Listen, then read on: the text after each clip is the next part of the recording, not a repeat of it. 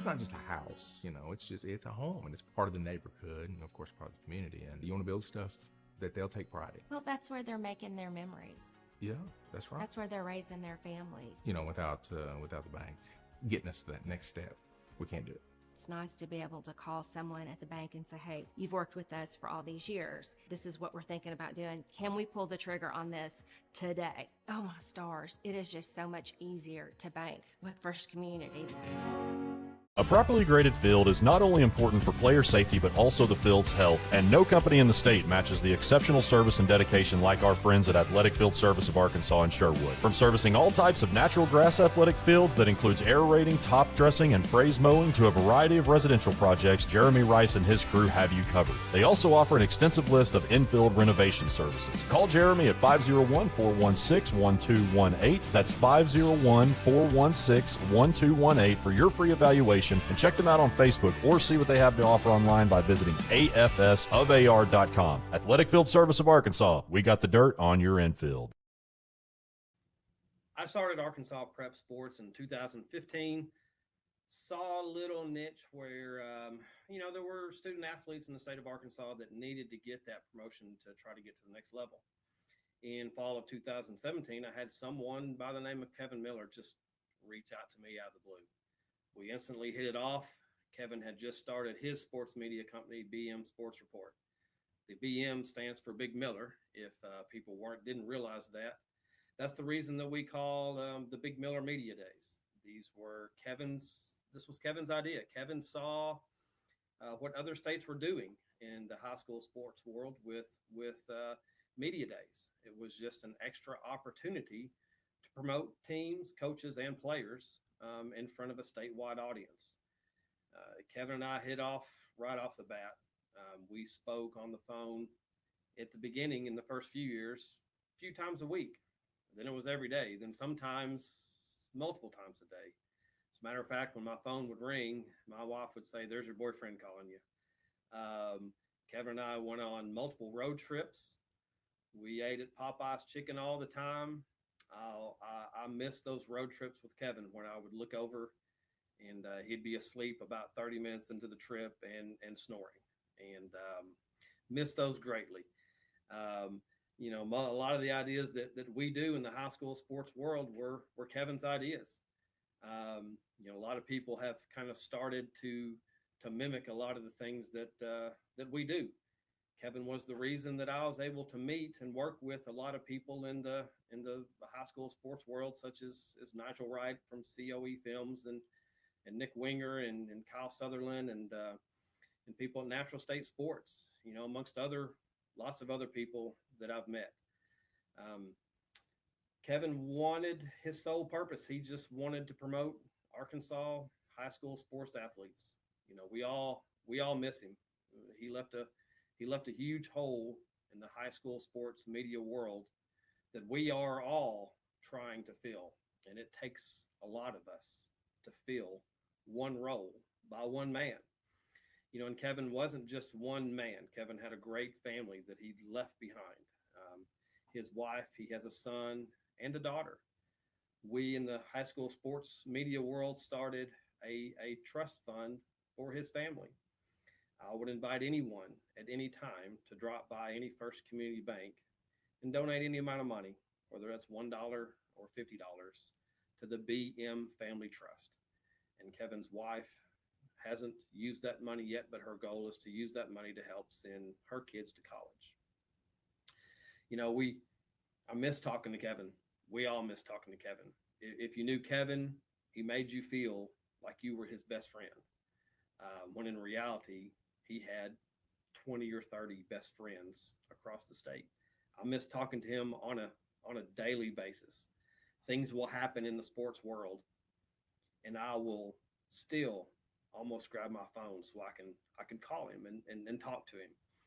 He took on my daughter Sophia during her basketball days. He called her his niece. He came to her AAU tournaments. He came to her high school games. He promoted her. He called schools trying to get her college offers. We all miss him greatly. He was a great friend. He was part of the family. And as everything we try to do now, these media days, which were his idea, we do them to honor and in memory of Kevin. So welcome to the Big Miller Arkansas High School Media Days. We're going to have one day of girls volleyball, followed by 3 days of high school football. We hope you enjoy them as much as we enjoy putting them on. Thank you.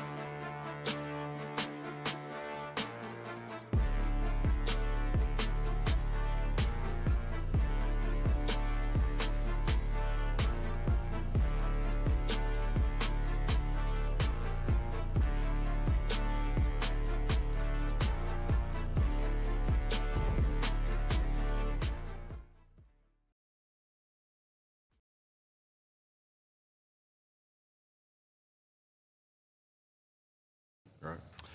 All right, welcome to day 2 of 2025 Fall Big Miller Media Days here at the gorgeous First Community Bank here in Little Rock.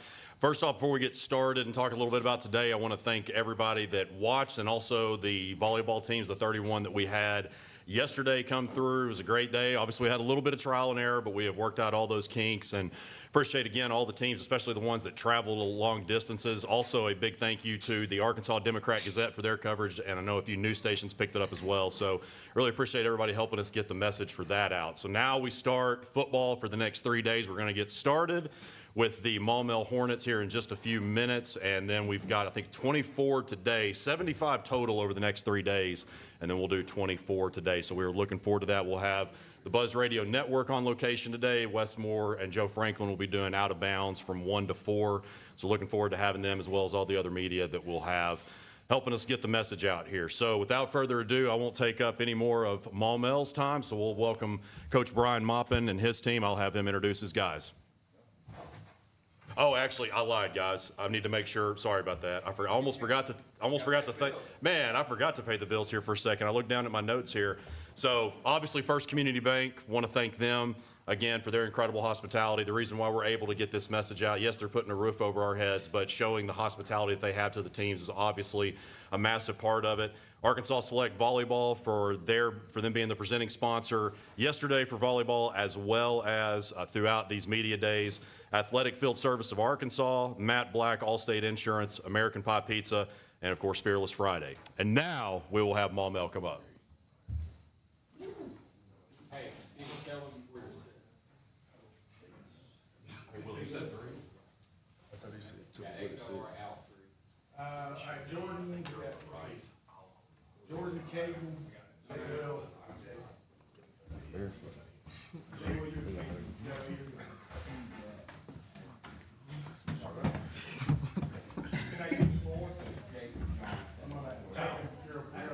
4? Yeah, it should be Jacob, Jonathan, and Storm.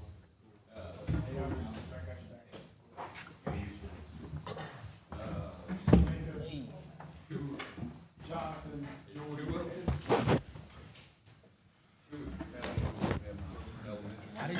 Why did you wait to eat just before, like, Got to fuel it up now. what's wrong with you, bro?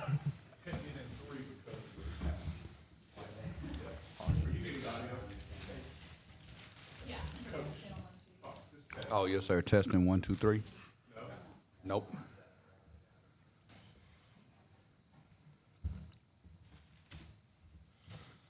If I have burrito in my teeth, that's gonna be so boring. You messed up your smile, Coach. 1, 2, 3. Testing 1, 2, 3. Oh, we're good.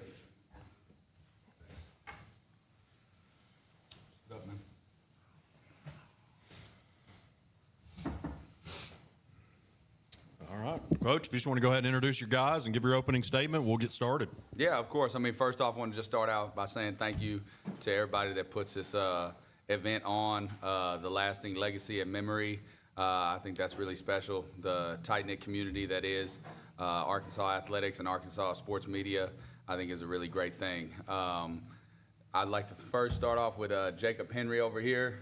Jacob is a two-way returning starter. He plays all over the field for us. I think he's one of the best players in the whole state. He's committed to go to Dartmouth University. He's just been a wonderful asset to the school as a whole, the community, and most definitely the football team. So really proud to have Jacob here representing our school. The guy next to him is Jonathan Williams. Jonathan is as key a cornerstone in our football program as you can be. Jonathan's been playing on Friday night since he was a 9th grader. He's honestly one of my favorite players that I've ever coached. I'm really proud of him. He's an extension of the staff on the field and just a guy that's really grown up before our eyes. He plays linebacker and anything we need on offense outside of quarterback. Over here to my left is Jordan Harris. Jordan plays defensive end and moonlights as a wide receiver when we want to score touchdowns. Jordan's one of the most talented guys in the state. As far as just raw athleticism and size, he's got things that other guys don't. I've known him since he was in middle school. He's just a real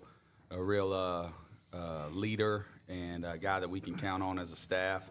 Him and his brother have been two young men that I can count on for a really long time, and I'm just blessed to be able to coach him and excited to see whatever top-tier program he decides to play at. And then next to him is really kind of the heart and soul of the program, Caden Brooks. He's been a guy who's started games since he was a ninth grader, which was my first year at Maumelle. His family is phenomenal. His dad's a real supporter of Maumelle football. Caden plays all over the field for us. He's been a lockdown corner for 3 years. This year we'll move him all around the secondary, and he may catch a pass or two if he's lucky. So just really excited to have these guys. Can't think of a better representation for our team. So the first month of the season last year, I think, so 2-2, got shut out by BB, and then you went on and won 5 of your last 6. Now, if you listen to some of the talking head idiots like myself, I think that I was one that said Greenbrier was probably going to get past you guys in the first round. Y'all had probably your best defensive effort all year. Definitely up there with the best of them. Just talk about that second half run that you had. We got a chance to cover a few of those, and you guys were just playing as one unit and really got it done there, particularly in the back half of the season. Yeah, I think last season's a real microcosm of what Maumelle can be. I try to tell the guys every year, every week that, it's Maumelle versus Maumelle. We're in a unique position. There are schools that will be here that are doing a great job. They're trying their best, but even at their best, they're not competing for a championship. And that's no fault to them, no fault to the young men in the room, no fault to the coaches.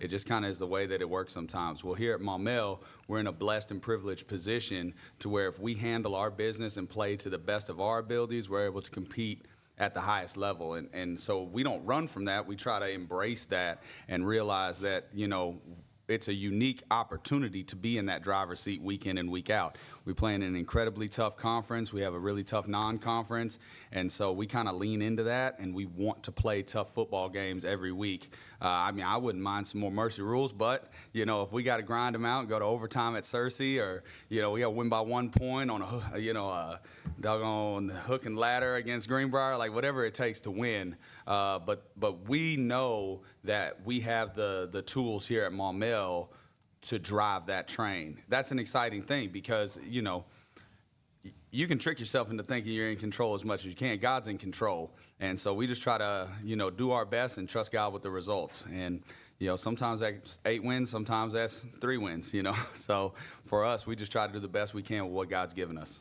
And Levi Warrior took over at quarterback, I guess, about maybe a third of the way through the season, sometime like that. Just talk about his growth. I know you and I probably talked about him since he was in 8th, 9th grade, and the talents he brings. So talk about just his continued progression. Yeah, it's a real blessing. This will be the first time since I've been in Maumelle, and Coach Bertram's been the OC and quarterbacks coach there, that we've got a defined, true returning starter. Obviously, we had Weston Pierce our first year, who was a godsend for a first-year head coach. But, he was a one and done, and then I thought Andrew really achieved some great things in his sophomore year, but we went in a different direction his junior year, and we didn't have that continuity. I think a big theme this offseason has been continuity.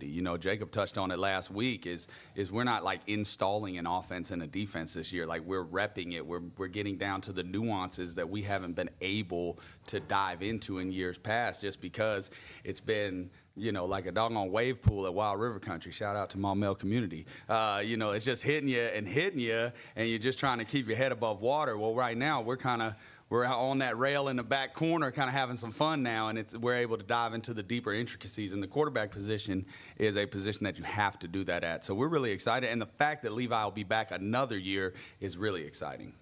We'll get some from the players now. Jacob, we'll start with you and go down. So Coach Mop just talked about, all the experience that you guys have, and just getting the college attention, and again, just getting all the reps that you have in high school ball. Talk about just your take going into this year, having so much experience, and you guys, this program has continued to build each year under Coach Mop, and just that progression that you guys want to continue to have. Yeah, it's actually fairly exciting, just us being as a team. We've got a great group of seniors. It's kind of like we're building on the previous years that Coach Mop has. Every year, Coach Mop has gotten better each year, record-wise, kids-wise, just everything has improved. So it's just exciting to be able to be a part of a program where every year you're seeing consistent growth. So it just gives us kind of hope and faith that this year will be good and we'll just be able to compete and hopefully achieve our goals this year. Yeah, like he said, we're very excited for this season and the leadership we can bring as a team. And we're excited that every night we can go out there and dominate and be the most physical team out there. And we're really excited to see what we can do this season. I would say it's building blocks every time. You know, every year my had been here, we got better one step. We get closer to the goal one step at a time. But I feel like this year we got a real chance to win some if I ever. I'm super excited for this year. Like, we've been talking about this year since 9th grade, talking about building up to this moment. So I'm just super excited to see what we can do and what we're capable of. If I'm not mistaken, last year y'all had the top run defense in 5A. If it was either up there, I know that much. Talk about a little bit your defense as a whole. I know you lost particularly some pieces off the defensive line, just how that, I know you're obviously, a defensive guy at heart and everything. So that side of the ball, how that's looking. Yeah, I mean, really excited about the defense. We got guys at key spots coming back. Having a guy like Jonathan out there every play is a real asset. He's able to diagnose things and really, a lot of guys say it's real cliche, a coach on the field, but I truly believe, that Jonathan embodies a coach being on the field. I mean, we had to get it through the mud against Valonia his 10th grade year, but we've learned lessons and we've moved on and we're a lot better for it. But we'll be a little different. We got a little more length and athleticism out there. Last year, I thought we were huge and really physical. Guys like Landon Kennedy did just such a great job of anchoring that run defense. We'll be a little longer and more athletic, but guys like Jordan and Patrick Ward at the DN spot, that gives us a lot of length and athleticism. And then I think the secondary's got a whole lot of talent. Coach Page and Coach Williams been doing a really good job of getting that unit ready. And, having guys like Jacob that can play all 5 DB positions, guys like Caden that can play all 5 DB positions gives us a lot of versatility back there. I'm going to expound on that a little bit, Coach. You just said what I was going to ask Jordan. You expand on that length and athleticism. Jordan, how excited are you actually to be able to step on the field this year and play a full season? You hopped on board last year, played the benefit game, I believe, and then that was it for the season. But how excited are you to be able to hop on the field this year? Really excited. I think I got a lot to prove this year, not to everybody in the state, but country-wise. I feel like this will be one of my best seasons, playing a full season, being healthy, and helping my team get to where we want to get to this year. And talking about the offense, Marshawn Wiley probably had maybe the best offensive play, and I actually was covering that game that night. That was super cool to see in person, but he had one of the better runs that anybody had all season. Talk a little bit about your run game. We mentioned Levi Warrior, what he can do, just some of the weapons that he's going to have around him. Yeah, I mean, I absolutely love the running back room right now. Marshawn's been a real problem all summer at team camps. I mean, you can imagine when you're trying to thud him up and keep him upright, just even touching that, he'd be great in a flag football game. So Marshawn's had a really good summer. He's so exciting to watch. But that room is outstanding with guys like Jacob and Bubba Johnson and Marshawn and Muhammad Kutuf or Kutoff and, just all there's even young guys, Chad and Jaden Baker. I mean, that room, Winchell Wiggins, I mean, that room is so deep with just a lot of guys that have home run ability. And then you think about a guy like Bubba Johnson who can grind out a 7-minute drive to close out a playoff game. It gives you a lot of versatility and just a lot of guys that you can trust in the trenches. A lot of guys that have made plays on Friday nights, which, like I said, is a new thing for us. We're really excited to have a lot of production coming back for one of the first times since I've been here. And in terms of the schedule, I know you guys played Parkview twice last year. You'll get a chance at them again. And we, I don't want to look past Sylvan.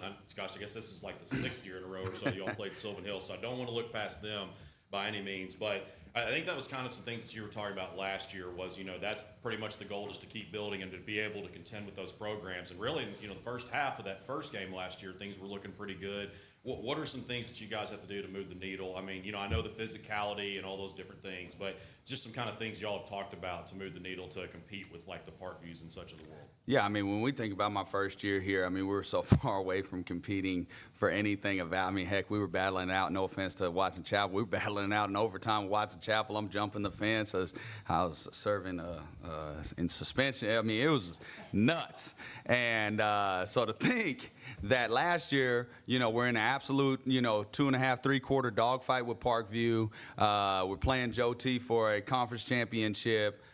These are kind of the things that we're talking about. But, you know, at this point in the program, it's not enough to just be in the room, just be in the game, just be on the field. You know, we want to kind of be that group, that senior group that pushes past that, that Hoover Dam that is championship football at Maumelle. I mean, we're in the midst of potentially the best 2-3 year stretch since the school opened. Really exciting times. I challenged these seniors yesterday that if they finish the mission this year, they'll be the greatest class in Maumelle football history since those doors opened. I think that's not missed by us. You know, when I took this job, I knew that this is a place where you could make history. You know, I've won state championships before. I loved every step of my coaching career.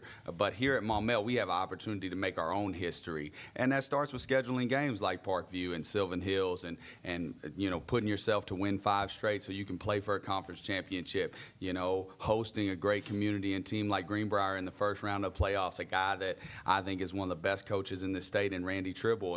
And being able to take the field with men like that and programs like that is a really exciting thing for us, and we want to be a program like that, but not with our mouths. We want to do it with our pads.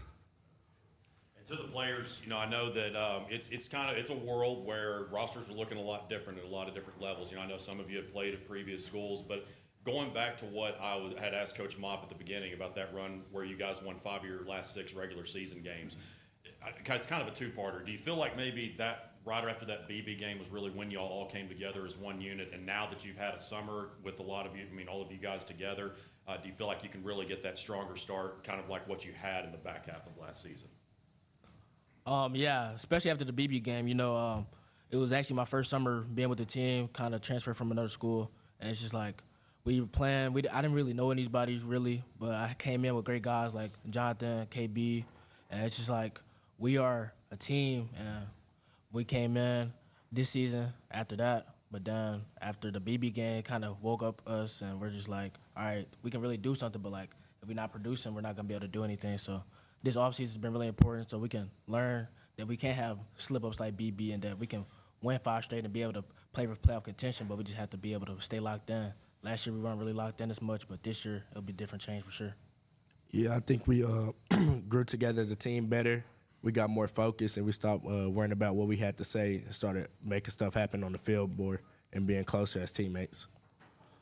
I feel like this year, this team right now, we're taking one game at a time, not worrying about another game.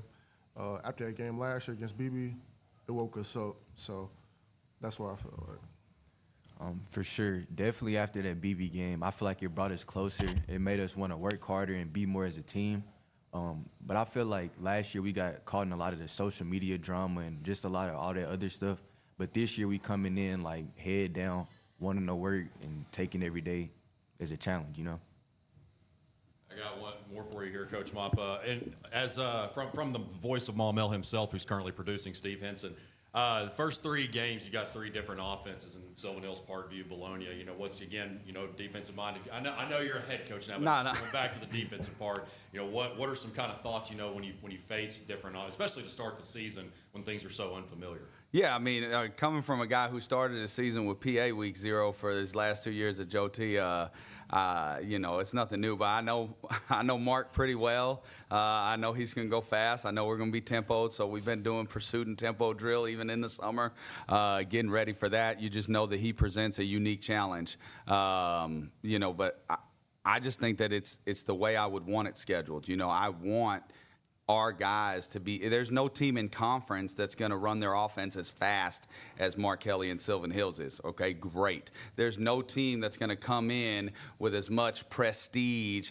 or bravado as Parkview and War Memorial. Okay, great. Check that box, too. There's no, you know, Clint Ashcraft and Valonia and a rivalry setting for old Maumelle and Valonia football. Like, we're going to check that box as well. And so it was very strategic the way we set up our non-conference. You know, I'm not looking for cupcake wins or anything like that. we want to play strategic opponents that are going to put us in a position to make a 5 straight winning run in conference, because that's what it really matters. Your non-conference, man, that's a great time to figure out who you are, figure out what you need to work on. But if you can reel off 5 wins in conference and put yourself into position to play for a conference championship and host a playoff game like we did last year, then that's the goal. So for me, I'm incredibly thankful that those guys signed the contract and we were able to play those games. We've read up with Parkview for the next cycle unless they get thrown in the Central, but for me, that's always going to be something I'm trying to do for these kids in this community, is create the most special Friday night atmospheres that we can and position us to make long-standing success. 10 weeks, these kids they work way too hard to have a 10-week senior season. So my job as a coach is to do everything I can to get them one more week of practice in the cold. All right, guys. Well, we appreciate y'all coming over. Thank y'all. Yeah, real quick. Say your names. Oh, Spell it out. Jacob Henry, JACOBHENRY, running back and safety. Jonathan Williams, JONATHAN, Williams, WILLIAMS, linebacker and running back. Jordan Harris, JORDAN HARRIS, defensive end. Caden Brooks, KAIDENBROOKS, wide receiver and corner. Wide receiver first, okay. You're sending me a message. If y'all kind of hop out, Jordan, you stay seated. No, I'm just playing. I put Jordan on the outside. I won't stand by.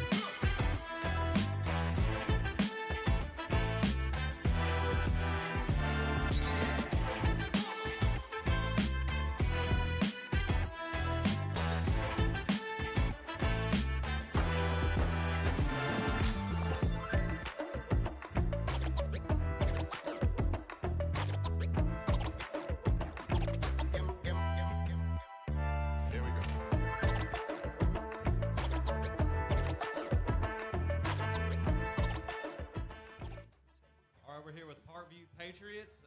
Coach, give us a brief breakdown about last year, expectations coming this year, and then why don't you introduce the guys that you brought?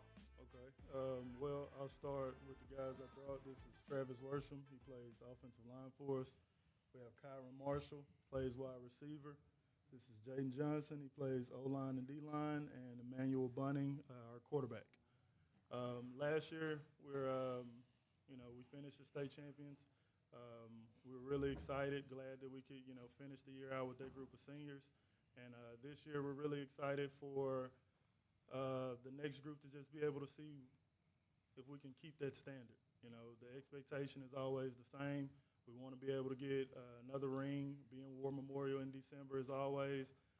But we kind of got a chip on our back because we've heard it. Everybody else says it. That group of seniors is the reason that we made it. But, we got a talented group still with us.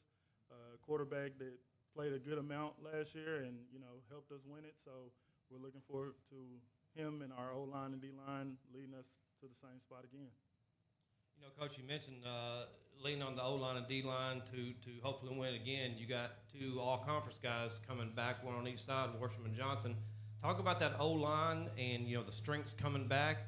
And then I'd like to hear from each of the linemen about, just them coming back this year, the camaraderie they're going to have on the offensive line and how they brought, a couple of the new guys along with them.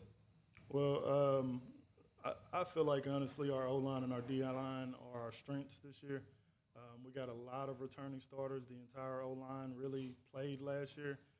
We got another guy that came back to the team, and he knows the system. So they've really been able to build that bond even stronger throughout the spring and this summer. I know that they hang out a lot together. They talk a lot, play a lot together. They're really a close-knit group. And as far as the D-line, we do have some returning starters in those positions as well, our defensive end, defensive tackles, and, got some guys that are starting to show that they're ready as well. So, we're really excited. We see what they can do at team camps. We didn't get to go to many, but we see what they can do from the little bit that we did, and I think that we're going to be able to be very dominant on the line this year.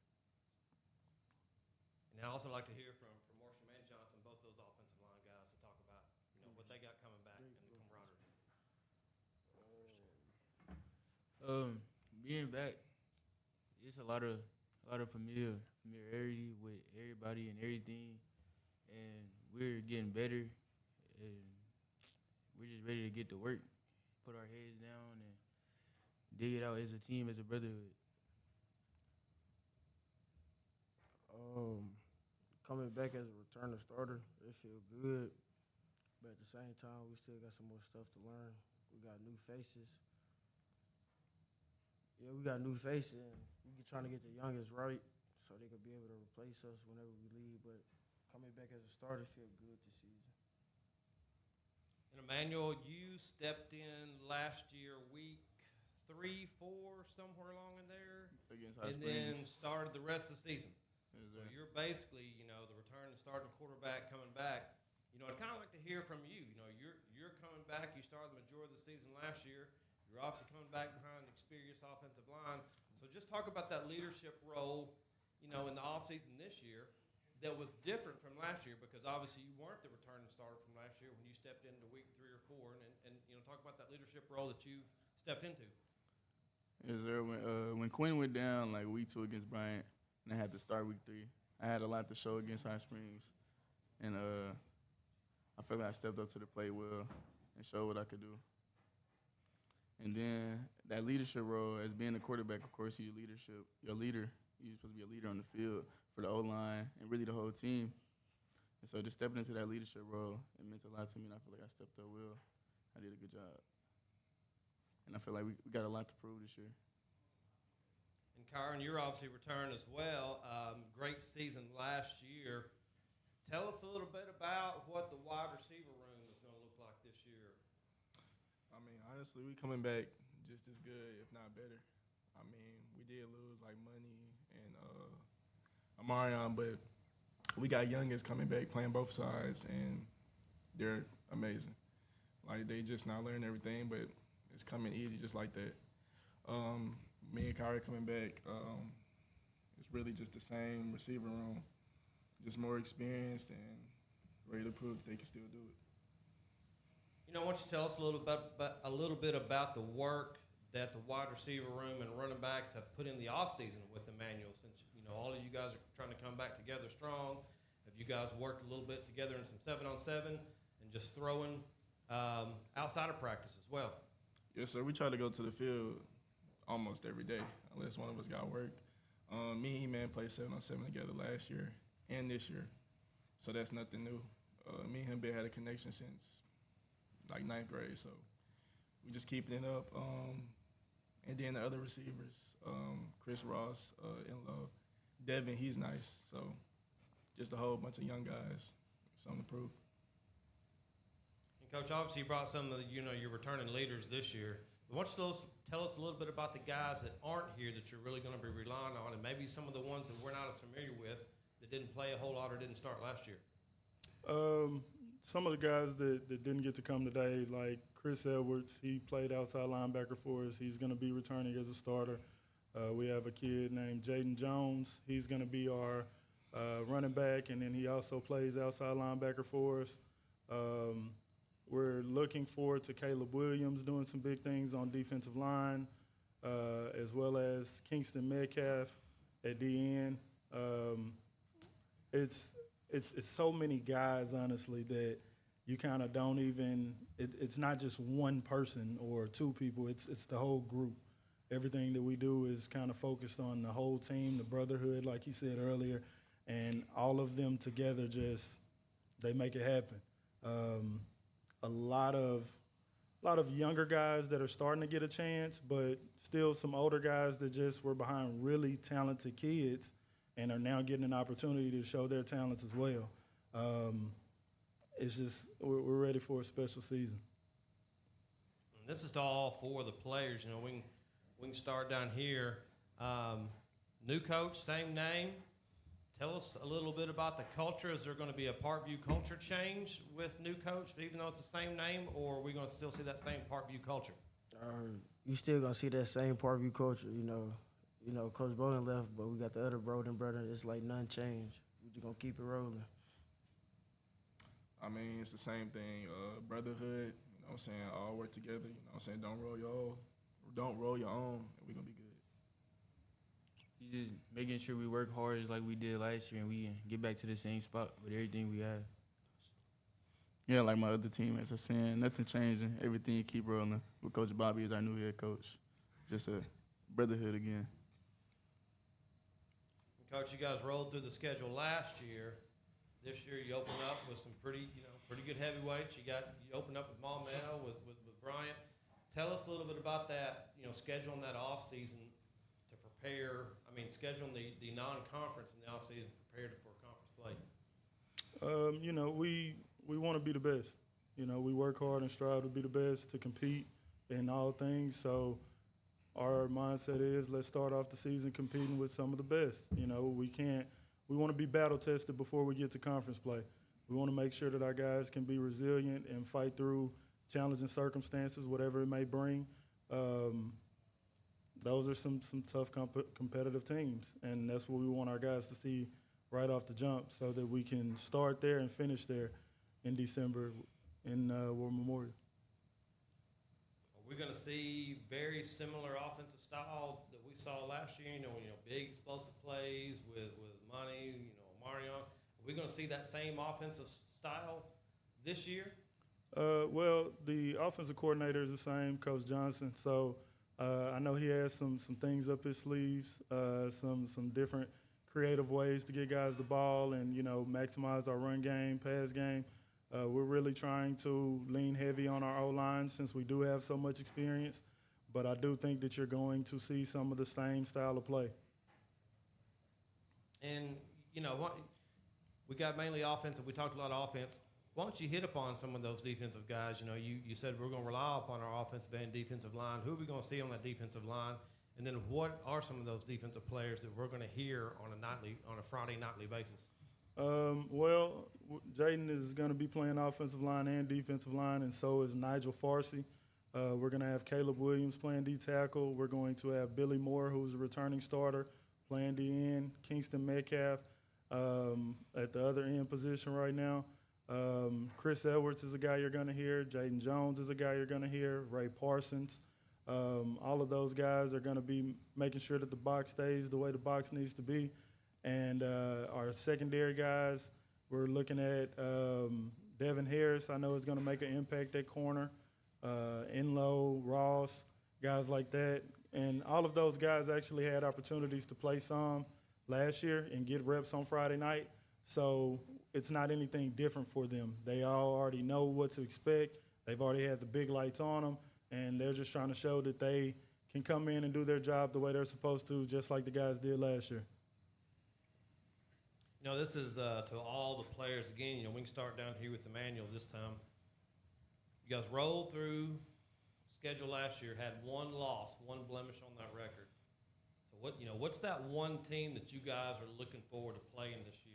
Whether it's that one blemish, you know, on the record from last year or not, but what's that one team that all four of you guys just absolutely cannot wait to get on the field with again this year? Well, definitely the big matchup week 2 against Bryant. It's an away game, so that's a game we're all looking forward to and anticipating that game. I'm looking forward to whatever team we see in the playoffs. 'Cause I know that's where we want to be at the end of the day. Definitely looking forward to Bryant. Two very good teams, you know what I'm saying, dominating their conference. It's just going to be a good game. Yeah, I'm looking forward to Brian, but as an old lineman, I ain't really got too much to say, but I'm looking forward to playing in week 2.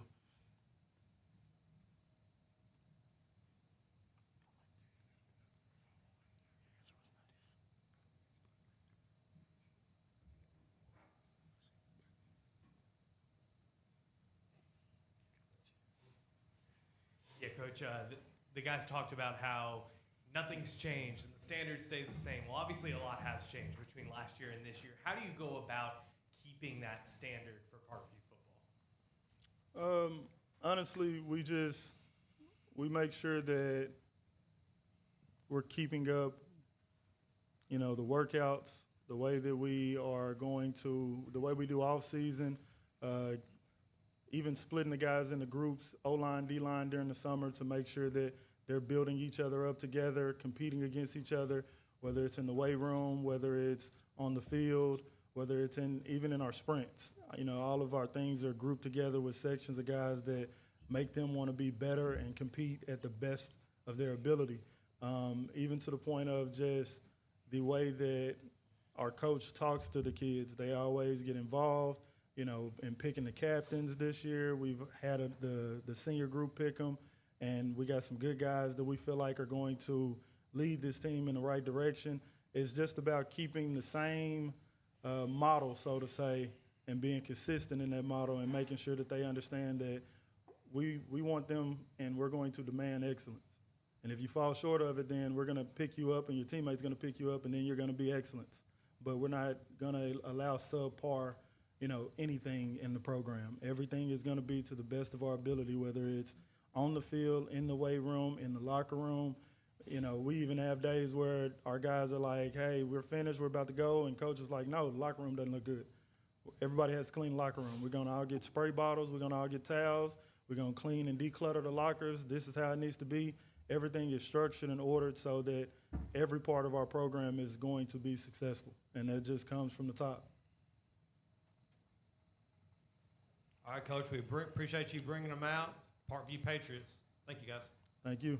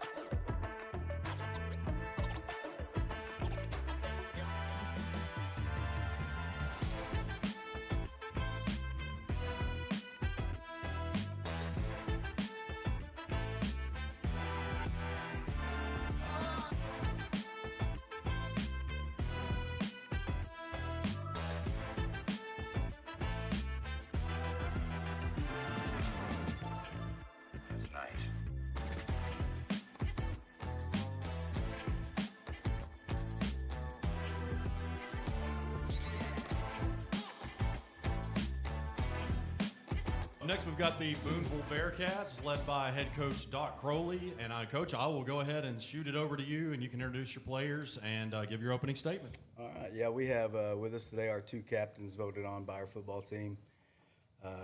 Senior quarterback Rhett Niedert. He's a 3-year starter for us. Even played some as a 9th grader in some playoff games late.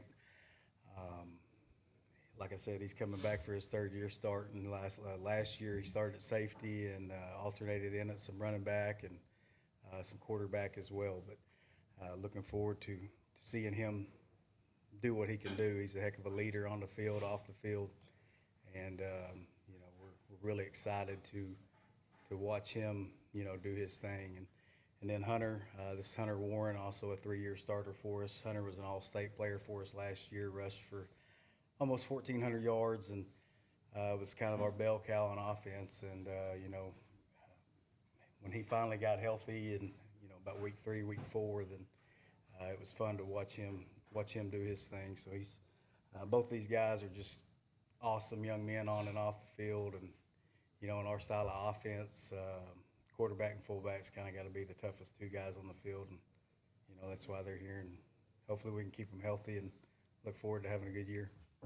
The million-dollar question coming into last year was who's going to replace Dax. Obviously, he was a great linebacker, but I think most are probably talking about on the offensive side of the ball. You talked about what Hunter did, and not comparing players or anything, but just it seems like kind of the Booneville way, especially at running back. It's if it's not a Ray, it's somebody else that's really stepping up in the backfield. So just talk about what he was able to do healthy and how much that really propelled your team coming off of a state championship. Yeah, it was nice. Like I said, it was about week 3 or 4 where we finally got him out there where he was where he needed to be, and he turned into being the guy that we knew that he could be. And as we went later on into the year, it was when we needed a tough yard or a first down, we were turning around and handing it to Hunter, and he kind of exceeded all our expectations. And we got some really good fullbacks behind him as well that I think we'll see a lot of time this year, just because we'll try to.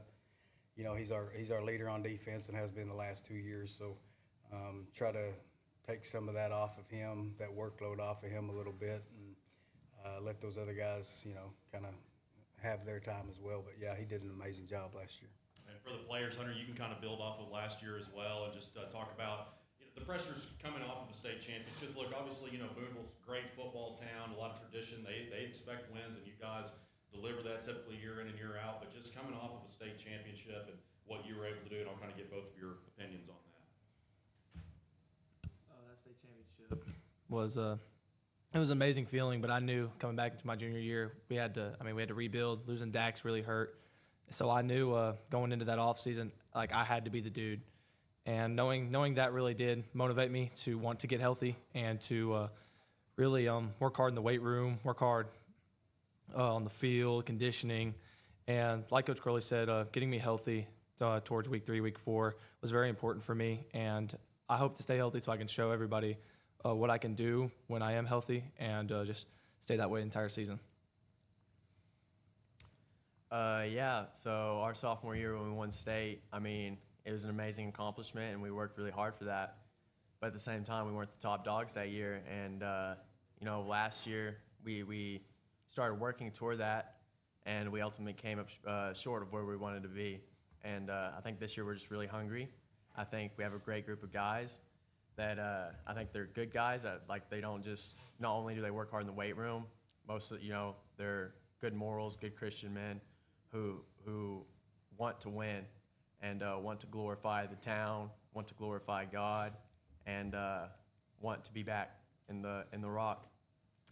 Coach, talk a little bit about 3A. I know within the media community, it's talked about with us a lot as far as just the depth of the classification. As a whole, overall, it might be the deepest in the entire state. Again, when you're talking about per capita, you guys lost to a Fordyce team. I don't know if Cadillac was out by then, but nonetheless, it was a great team. Zay did a great job backing up once Cadillac was out. But just the run that Salem, or the slate that Salem had to play, obviously that Bismarck had to play, and then even deeper on into the playoffs, it's just loaded every single year. Yeah, you look at 3A football. When you look at 3A football, you see some of the names that are in the classification, and when you think of like tradition-rich schools, and you know, you got Prescott, Osceola, Charleston.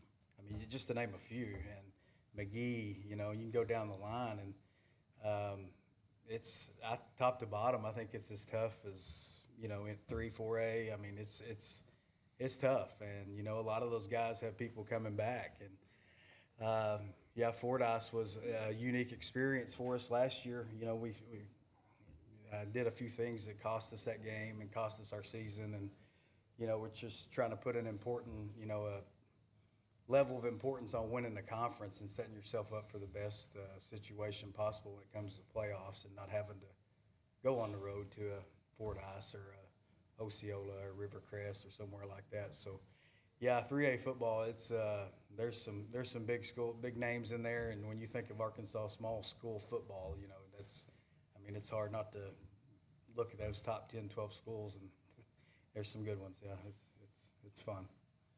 You mentioned Charleston in there, and of course, I'm sure you knew I was going to bring it up. All those ties. Now, you're a Charleston graduate. Now, I know I'm going to get some of this wrong. I know Coach May at Charleston. I think his wife works at Booneville. He preaches in Booneville, something like that. You can kind of correct me on all that. Yeah. But there's so many ties. I know you guys it's a big rivalry when you take the field, typically in week 7, week 8. I know you played them in the championship a couple years ago, but just talk about what that means. See, I know you've been asked this a million times, but just kind of a little refresher of what that rivalry means to you being from there. Yeah, it is crazy. You know, both my parents graduated at Booneville High School, and I graduated at Charleston High School. Me and my brother and sister, and my mom and dad work at Charleston now. My sister works in Booneville. She's a teacher. Coach May works. You know, he graduated at Booneville.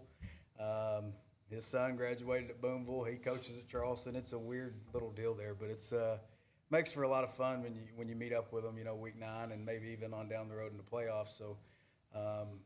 It is a lot of fun. I have nothing but respect for Charleston's program, and Coach May's one of the greatest man I know. And you know, when we meet up with them week 9, hopefully it's, you know, playing for a conference championship. There's usually high stakes in that game, but yeah, it's a lot of fun, big crowd, and good high school football atmosphere during that game. For the players, I wanted to ask y'all, we live in more of a passing world today. I love the offense y'all run. I always loved. I'm kind of a smash mouth kind of guy, but I know that a lot of schools, you know, there's still a lot of weightlifting, regardless of like whatever you might run strategically. But what are maybe some things that you guys do? I know the weightlifting is a big thing as far as like your off season and even in season lifting. But what are maybe some extra things that y'all do? Because I mean, it's a ground and pound type deal, much different than what we're used to seeing today. Our offense mainly consists on how well our own line does. So a lot of these other schools that run the spread, their own line, they're maybe taking 2 or 3 steps back. Our linemen have to take 5 steps forward. For us to move the ball, it has to be on a very good O-line. And our O-line this year, I love those guys. Some of those are my best friends. Deep respect for a lot of them. And I really think that this year it's different. I think our O-line's better connected. So you asked us, what different things do you think we do? And I think a lot of it has to do with the O-line. We push those guys harder because they are the foundation of our offense. Yeah, for sure. Our O-line's great, and like I think the big thing right now is our bonding as a team. There's just something different this year. I mean, I would go to war for any of my brothers down there, and I know they do the same thing for me. I also think the mental aspect of the game is very important. I believe it was Yogi Berra that said, he's talking about baseball. This could be applied to any sport. You know, it's 90% or it's 90% mental, and the other half is physical, right? So I think mental game is very important, and especially in a smash mouth game where you're taking a hit, especially us two. You know, every single play, you're really getting wore out. But I mean, it works. It's proven to work, and it will continue to work. Coach, if I'm not mistaken, y'all passed a good bit more last year maybe than normally. It's kind of an ongoing joke between Glenn Parrish and I when I call him to get stats or whatever about, oh, well, you actually threw it X amount this game. Yeah. But it seemed like it happened a little bit more. And I know quarterback will look a little different for you this year, so talk a little about that, throwing the ball around a little bit more. Yeah, we actually had a couple guys that you know, were district high jump champions, finished top 3 in the state in high jump at state track meet in Prescott. We had out there at receiver, and both great basketball players as well. But helps. You know, they're both 6'2", 6'3", throw it up, let them go get it. And, you know, when we're throwing it, we're looking for a big play, or if it's, you know, if we're in 3rd and long, it's not good for us. You know, we're trying to get it to 4th and 2, 4th and 1. But Rhett has done, you know, this summer, Rhett's a big baseball guy, and Rhett can throw the ball well.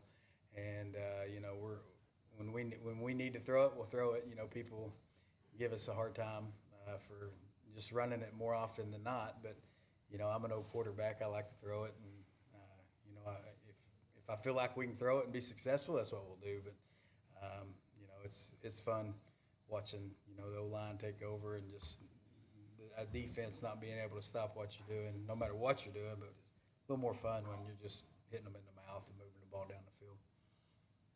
Coach, I mean, you kind of touched on it. That quarterback spot for you guys has to be kind of a pretty selfless guy to Absolutely defer to those fullbacks that get all the shine on that offense.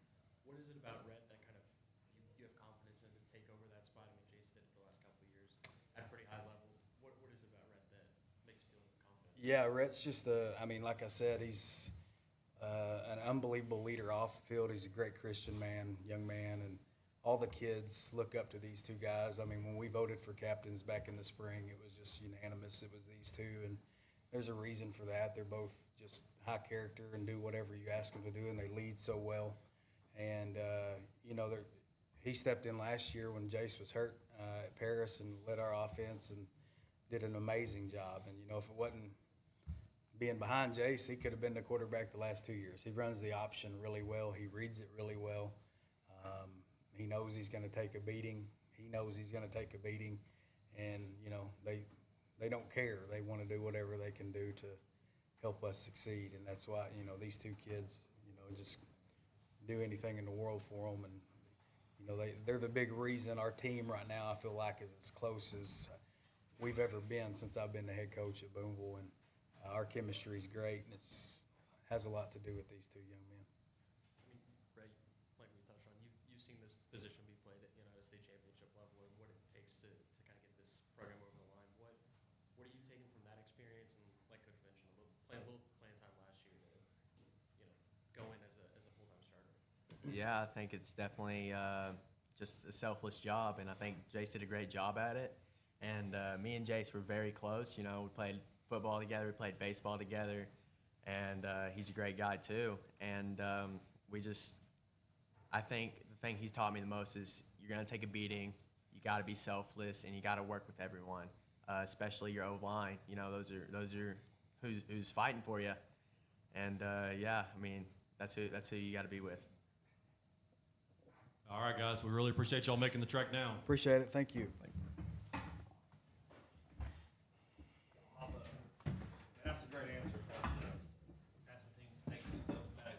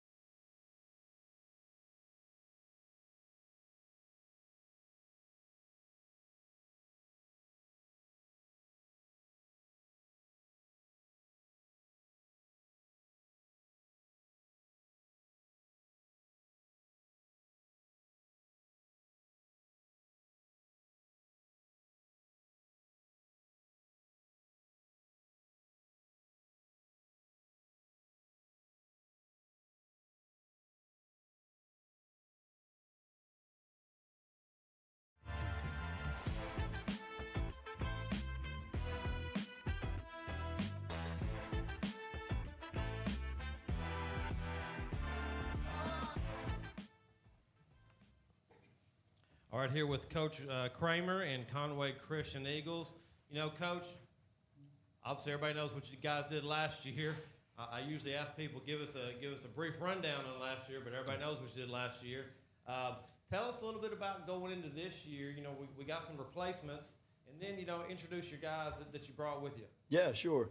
We're excited about this year. You know, we do have some guys maybe playing some positions that they didn't play as much last year, or maybe moving to a different position than they played last year. But the fortunate thing for us, and the thing that excites us, is we had so many of these guys. You know, we got 13 more seniors coming back, and they all contributed last year in some capacity. So I've been telling people our cupboard's not bare; it's just not as deep as it was. You know, so we've still got a lot of talent in every position. We've got guys with great experience in every position. We just may not have the depth that we had, but we're extremely excited about it. At the end is Xander Stone. He'll be our quarterback, and he'll kind of lead the offense and take care of that stuff. He played quarterback a lot as a sophomore. He played receiver for us last year, which is a great benefit to what he's being asked to do and understanding how it kind of works on that end. And Preston Elliott is going to be a 3-year starter at safety. He's done a phenomenal job there. He'll play a lot more receiver this year than he's played in the past, which is something he's extremely capable of. We just haven't needed him to, which has been a nice benefit for us at our level to have the depth that we've had. Bo Campbell's going to be a 3-year starter at inside linebacker, 2-year all-conference player the last couple of years. So he brings a lot of experience and intensity and with him, and so that's great leadership for us in the middle of the defense. And then Maddox Jones has started on offensive line for us. I think from the end of his freshman year till now. So these guys represent kind of who we are. You know, just a lot of experience and intensity and consistency, and so we're looking forward to it. Maddox, it all starts with the offensive line. I know you've been there, seems like forever. You know, tell us a little bit about not just you, but the other guys that are coming back, some maybe new guys that you're having to bring along the way. Tell us about that offensive line that we're going to see on Friday nights. Yes, sir. We're returning a 4-year starter in Landon Stover, our left tackle. He's been all-state, all-conference 2 years running. He'll return. He'll help me raise up some of these younger guys we got coming, some sophomores. I don't know. We're going to help them get to where they need to be. Going to show them how to keep going with the tradition that we've kept going. This last year we had a really strong power run game, so that experience that we gained last year is going to help those young guys a lot. Well, that kind of leads into my next question, directed to you, Coach Kramer. What are we going to see differently? You know, Xander, first-year starter, even though he's been playing, but first-year starter quarterback, are we going to see the same type of offense, or are we going to look at a different type? I'm going to answer that question without answering the question. It'll be the same exact thing. It'll look a little different.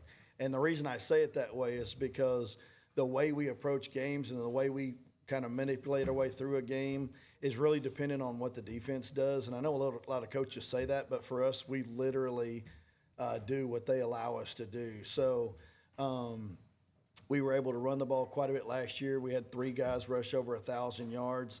We're not going to look that way this year. We've still got a solid run game and a solid running back coming back, but it'll look a little bit different. Where you would see the difference is probably a lot more of a passing game and quick game look off of those same kind of principles that lead us to the runs, and that's the strength that Xander brings. Like, he understands the offense as well as any quarterback I've ever had.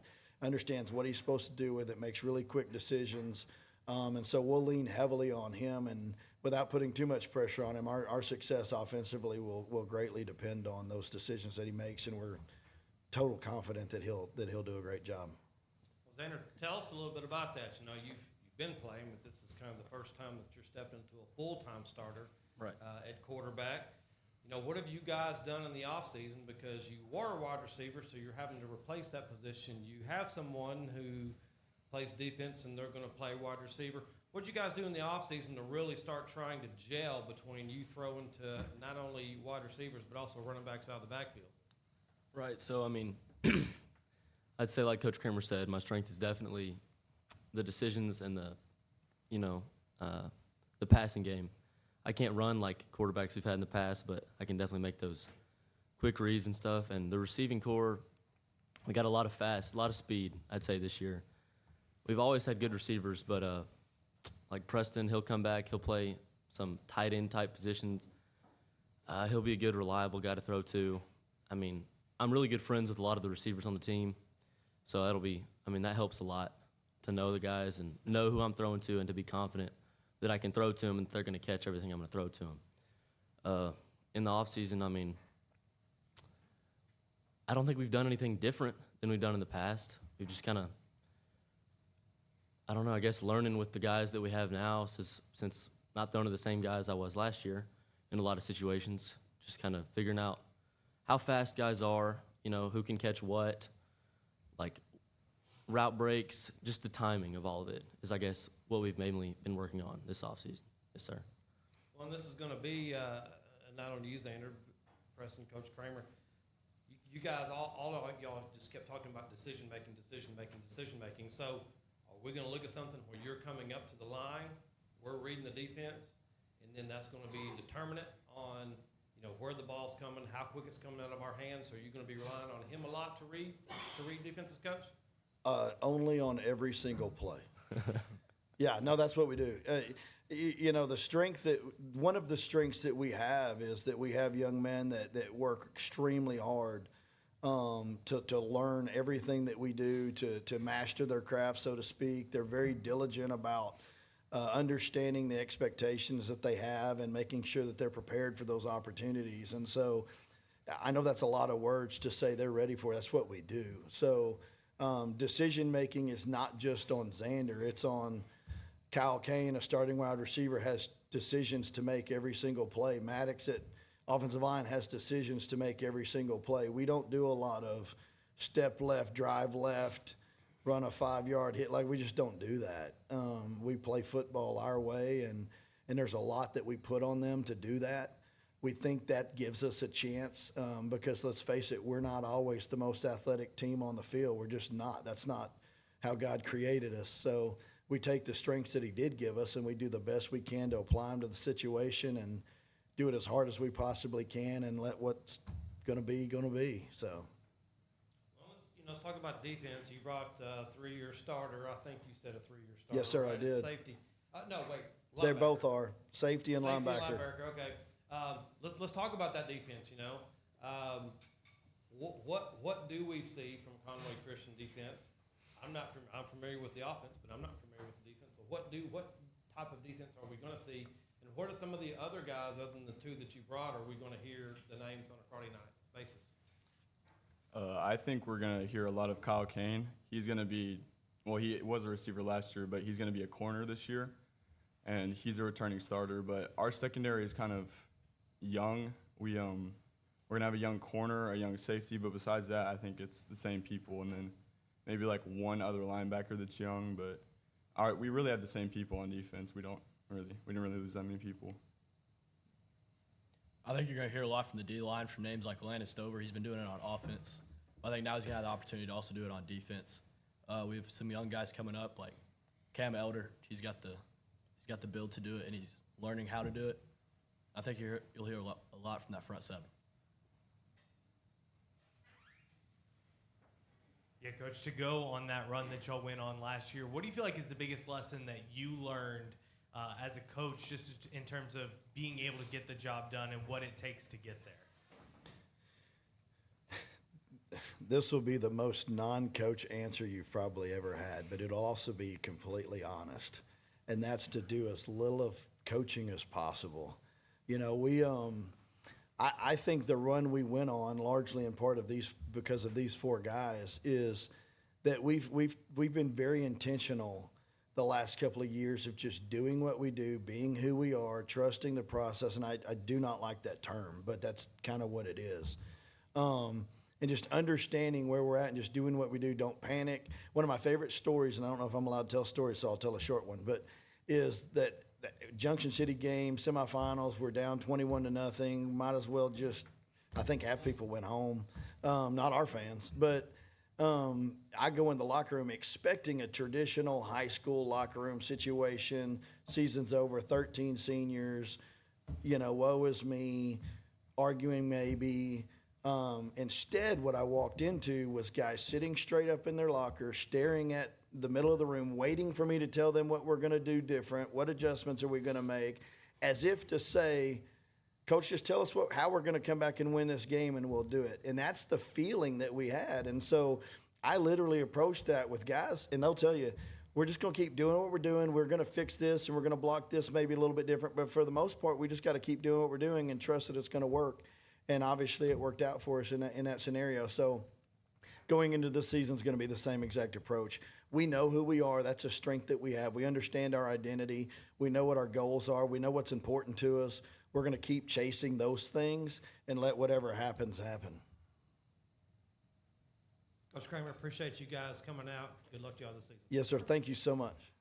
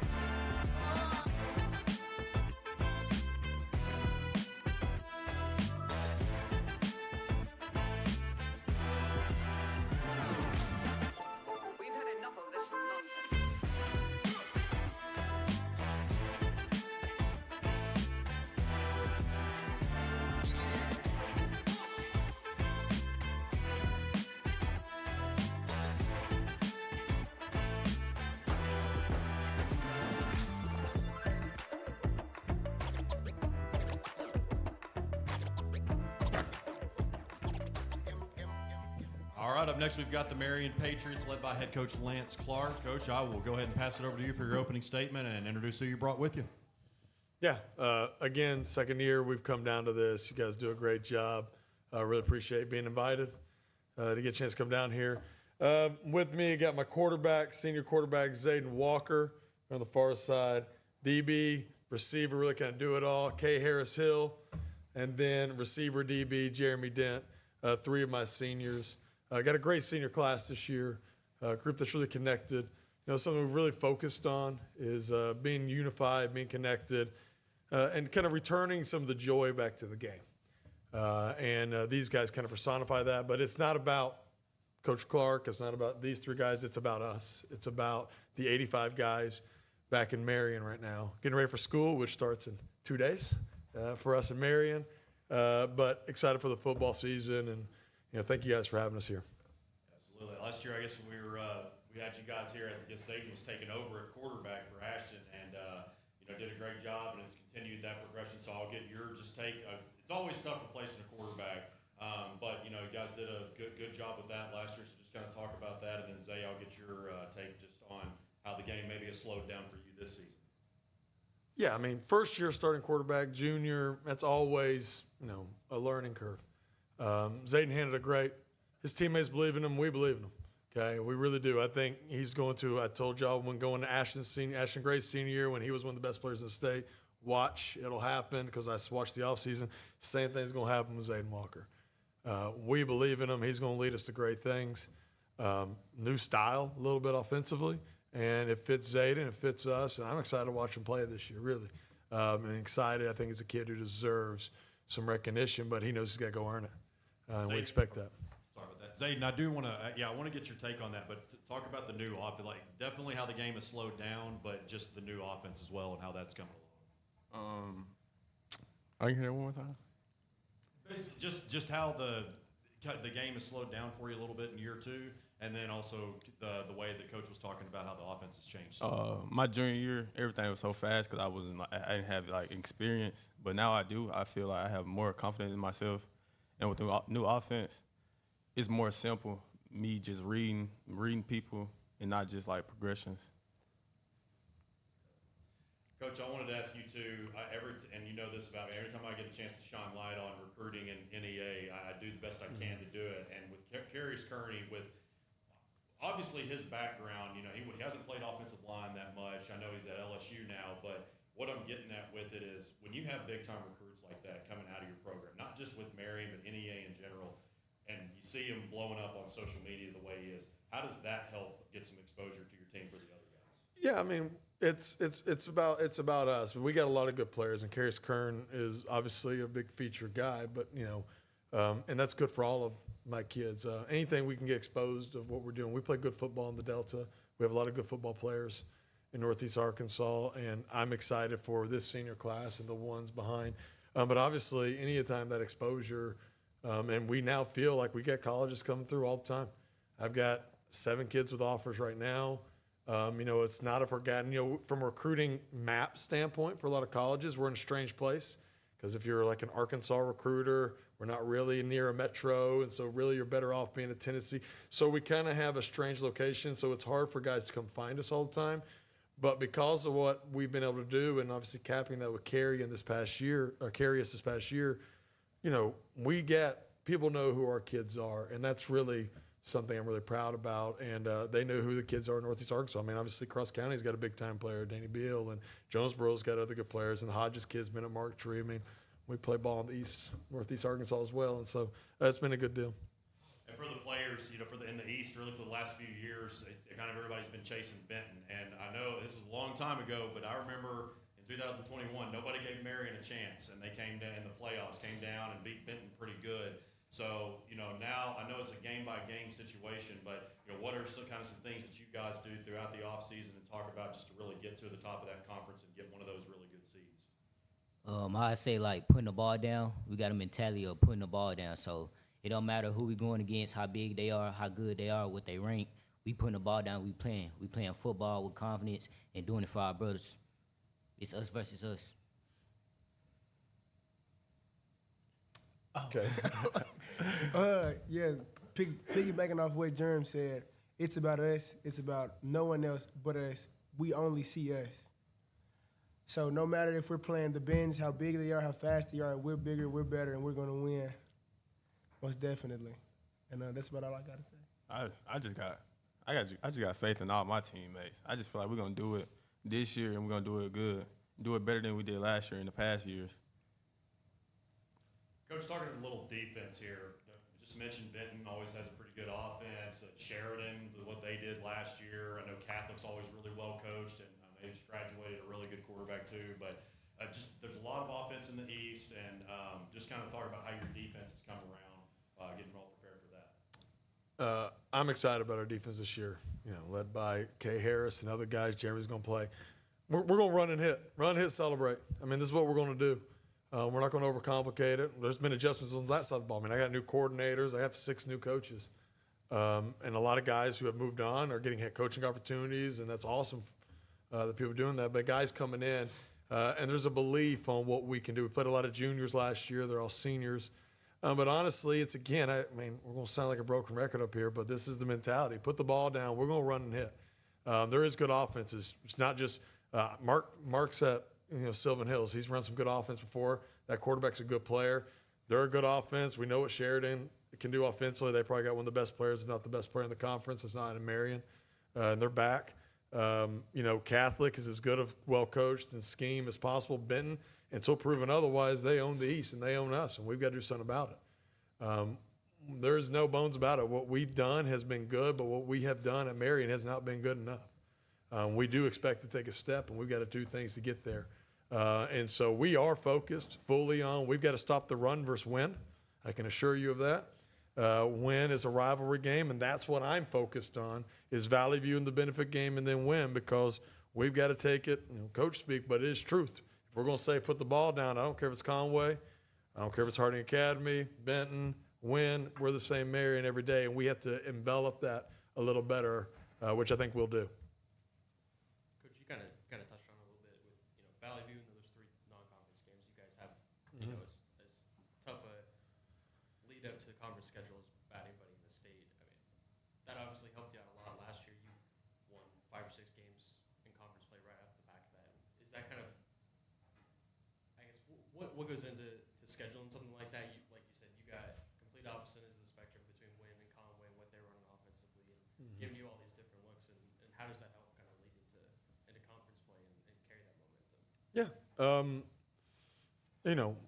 Wynn's a rival. We play them every year. And they always give us a great game. And, for me on scheduling, number one is we want to schedule things that I think we need to see that we will know. We know we have struggled against teams like it's not a secret. We struggled against some teams out west, okay, that throw the ball around a little better that we've got to be more prepared for. So I needed to see Harding Academy, teams that are known for throwing the ball and doing a good job. And Conway, we know we're not going to see anybody in 6A. That can combine those numbers and talent, and obviously Coach James is a legend, right? And so we want to see that standard, and then go to the bye week, and now I know all my problems, and we can go solve them over the bye week and then come back. And then it's also, it's not the easiest to schedule. Not a lot of people want to come up, drive up 40 to come to Marion, and so it's part of it. But we don't, anybody and anybody, any given week, we'll take on anybody.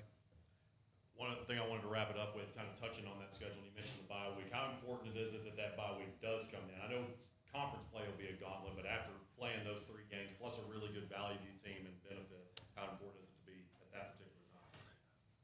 Yeah, number one, is there anything major we need to adjust?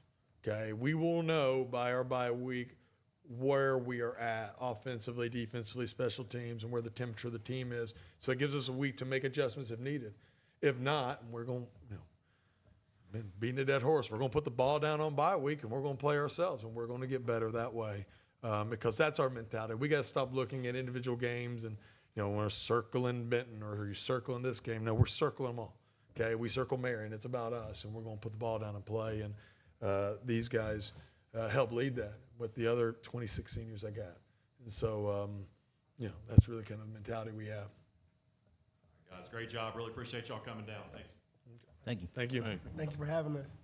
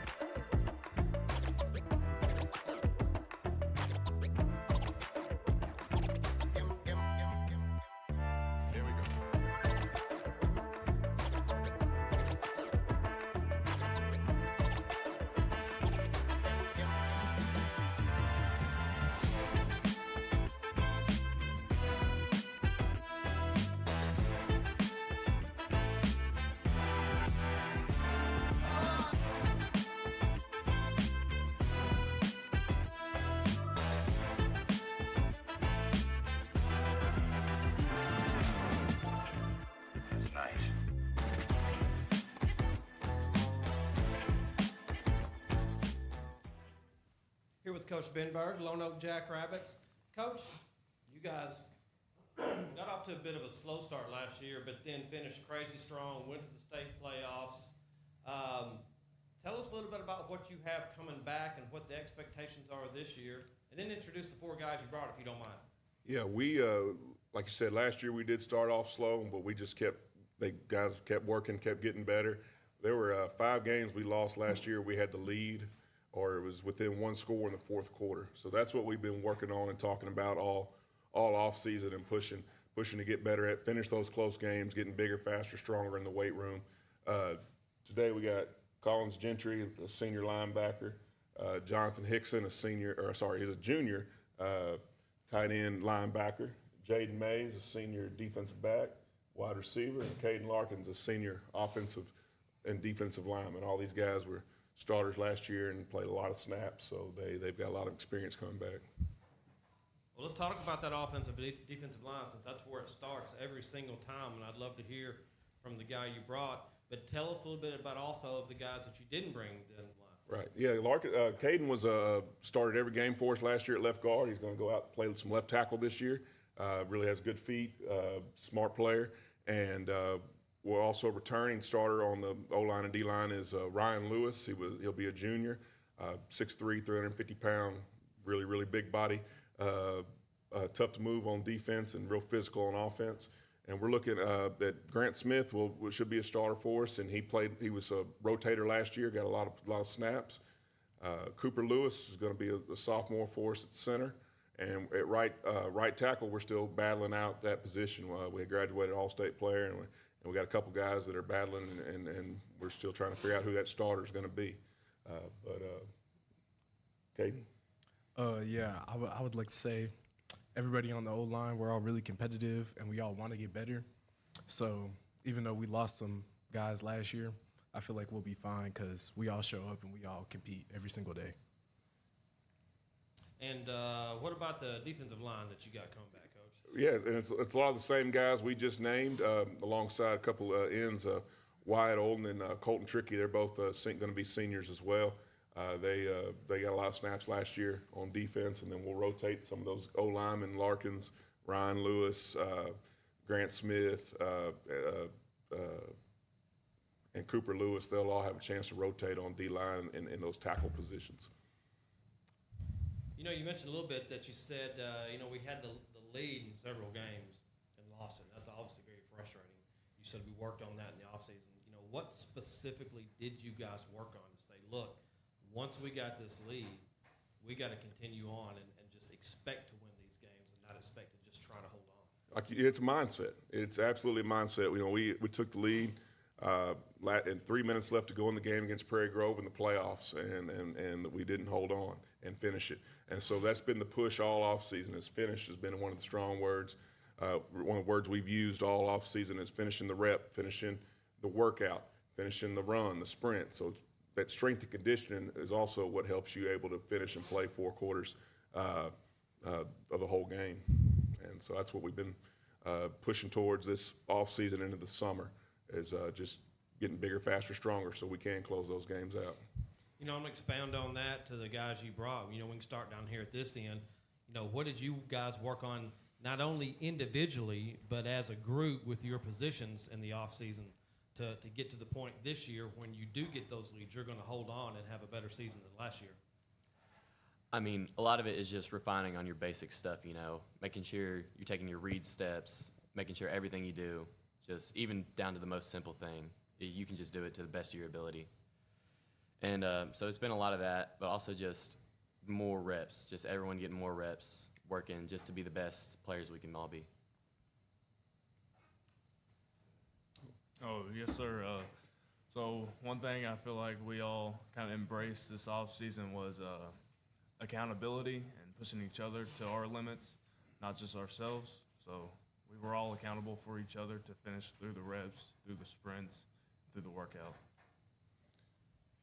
I just want to tag on to that. The accountability part, it's really what pushed everybody to keep going, get that extra rep you need to finish. We do that conditioning.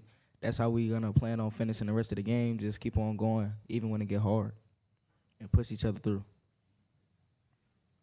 Like May said, just really pushing ourselves during the conditioning, making sure we can't get tired during the end of those games, those close games. And the players can chime in on this too, but definitely got to ask about the new changes, the new facilities and everything coming. Now, are they done or are they being built right now? Well, today, actually, before we came over here, was our first day. We got to practice on the field. Nice. So the field and the turf are done. The bleachers are coming to be put in. The lights are finished. So we're just trying to get those finishing touches done to get ready to play here in about a month. Yeah, just talk about how cool that is. And like I said, I definitely want to hear from the players on that. I know softball and baseball, I mean, pretty much the whole athletic complex is getting upgrades. Yeah, it's absolutely exciting time. Administration, community are all supportive, and our AD, Coach Eagle, he's been behind it all and pushing it, and it's really, really exciting. I mean, when they were all really, even though we went out there and the first thing we did was run, they were excited to be out there just to run on the field, and it's going to look as nice as anywhere in the state, and it's definitely an exciting time. You guys, go ahead. It's motivation. It's, our community, they're looking forward to the field. So, I mean, you come to Lone Oak, you better be ready. Well, for one, I can say that anyone who's ever stood on a turf field knows just how hot it feels. I mean, your cleats feel like they're melting off your feet sometimes, but this new stuff, it's nice, whatever it is. I mean, it doesn't even feel half as hot as any other turf field I've been on, and it's nice. I mean, that's the best I can put it. Coach, the tradition at Lone Oak going back decades, even back when I was in high school playing Lone Oak, was you're running the ball, but you got a pretty good returning quarterback who likes to throw the ball. And just hearing you speak to other people around the off season, sounds like you might lean on him a little more to even throw more this year. So what's that going to look like this fall? Yeah, he started every game last year as a sophomore, Dylan Dean, and so he has 11 games experience under his belt, and he's a smart kid. He's going to able to handle more this year, and so we're going to put more on him. We have guys that we can get the ball to that are dangerous with the football, and so we want to put the ball in our best players' hand as much as we can, and whether that's running or throwing it, we're going to get it to the guys that need to touch the football. Well, touch on some of those guys that you mentioned, some of those playmakers and some guys that maybe you didn't even bring here on offense that we're going to be hearing on Friday nights. Well, one of them's here to my left, Jonathan Hickson. He was our tight end. He played tight end and linebacker for us last year as our leading returning receiver from the tight end position. We have another junior, Marion Patriots. He plays receiver and running back. He had, about 400 or 500 yards receiving and rushing last year. Led us in touchdowns. And then we have Trey Jackson, who got off to a really hot start last year at the receiver position. He got a little hamstring injury that kind of slowed him down as the year went on. But he had a really good sophomore season. And then we have a upcoming sophomore, rising sophomore, Darius Jeffrey, who was our junior high quarterback, but he's was very dynamic with the ball in his hand. And so we're really excited about him, see what he can do at the varsity level. He played a little bit after the junior high season was over on varsity. And a couple running backs we have back there are Josh Sherman, who was our junior high running back last year, and Caden Stivers, who played a little quarterback last year. We're moving to running back, and they both look good this summer and this spring. And same thing on the defensive side. What names you're going to be hearing on Friday from the defensive side, and even some guys you didn't bring. Absolutely, it's a lot of those same names, but we also have Jaden Mays here, who at DB last year I think scored 3 touchdowns. So he had a really strong. He just had a knack for finding the football, and we're hoping that continues this year. And our Mike linebacker Ryder Engel was a sophomore last year, be a junior as well, and he was our second leading tackler. He's always going to be in the right spot, and he's just a hard-nosed, really strong, almost a 500-pound squatter middle linebacker. So we're those guys, plus the ones we named earlier that are playing offense, they're going to be a lot of the guys you'll hear on defense as well. Jay, tell us a little about that defensive secondary. Who the guys you're going to be playing with and positions, and what can we look forward to seeing on Friday nights on the defensive side? It's a whole bunch of ball hawks on the team. I mean, once it's in the air, we're going to go get it. And those guys have been working every day, get better, had a couple ups and downs. just keep each other accountable, coach each other up. That's all we need to do. That's all we can do. Coach, you got there kind of middle, late part of the spring last year, and kind of had to do everything kind of on the fly leading into last year. Now that you've had a full off season and really had time to kind of imprint what an off season under you looks like, how do you think that's kind of changed the summer for you guys, and definitely leading into the season?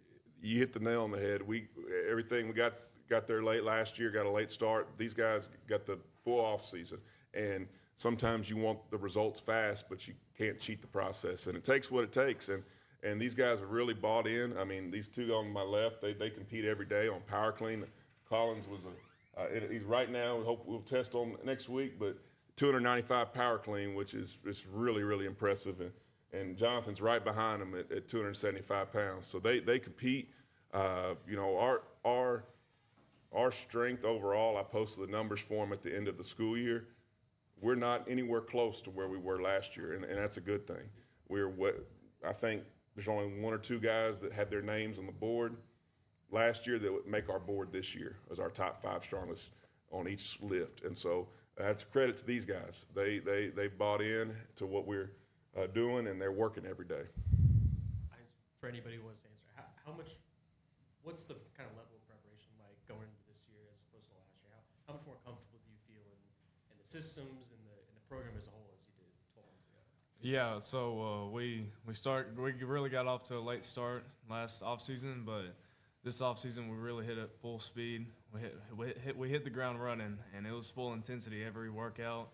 We all pushed each other, and I think we'll be a whole lot more prepared. And we were a very young team last year, so I think we'll have a lot more experience around the entire field. So yeah.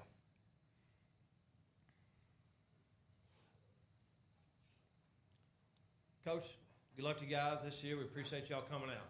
I appreciate you having us. Thank you.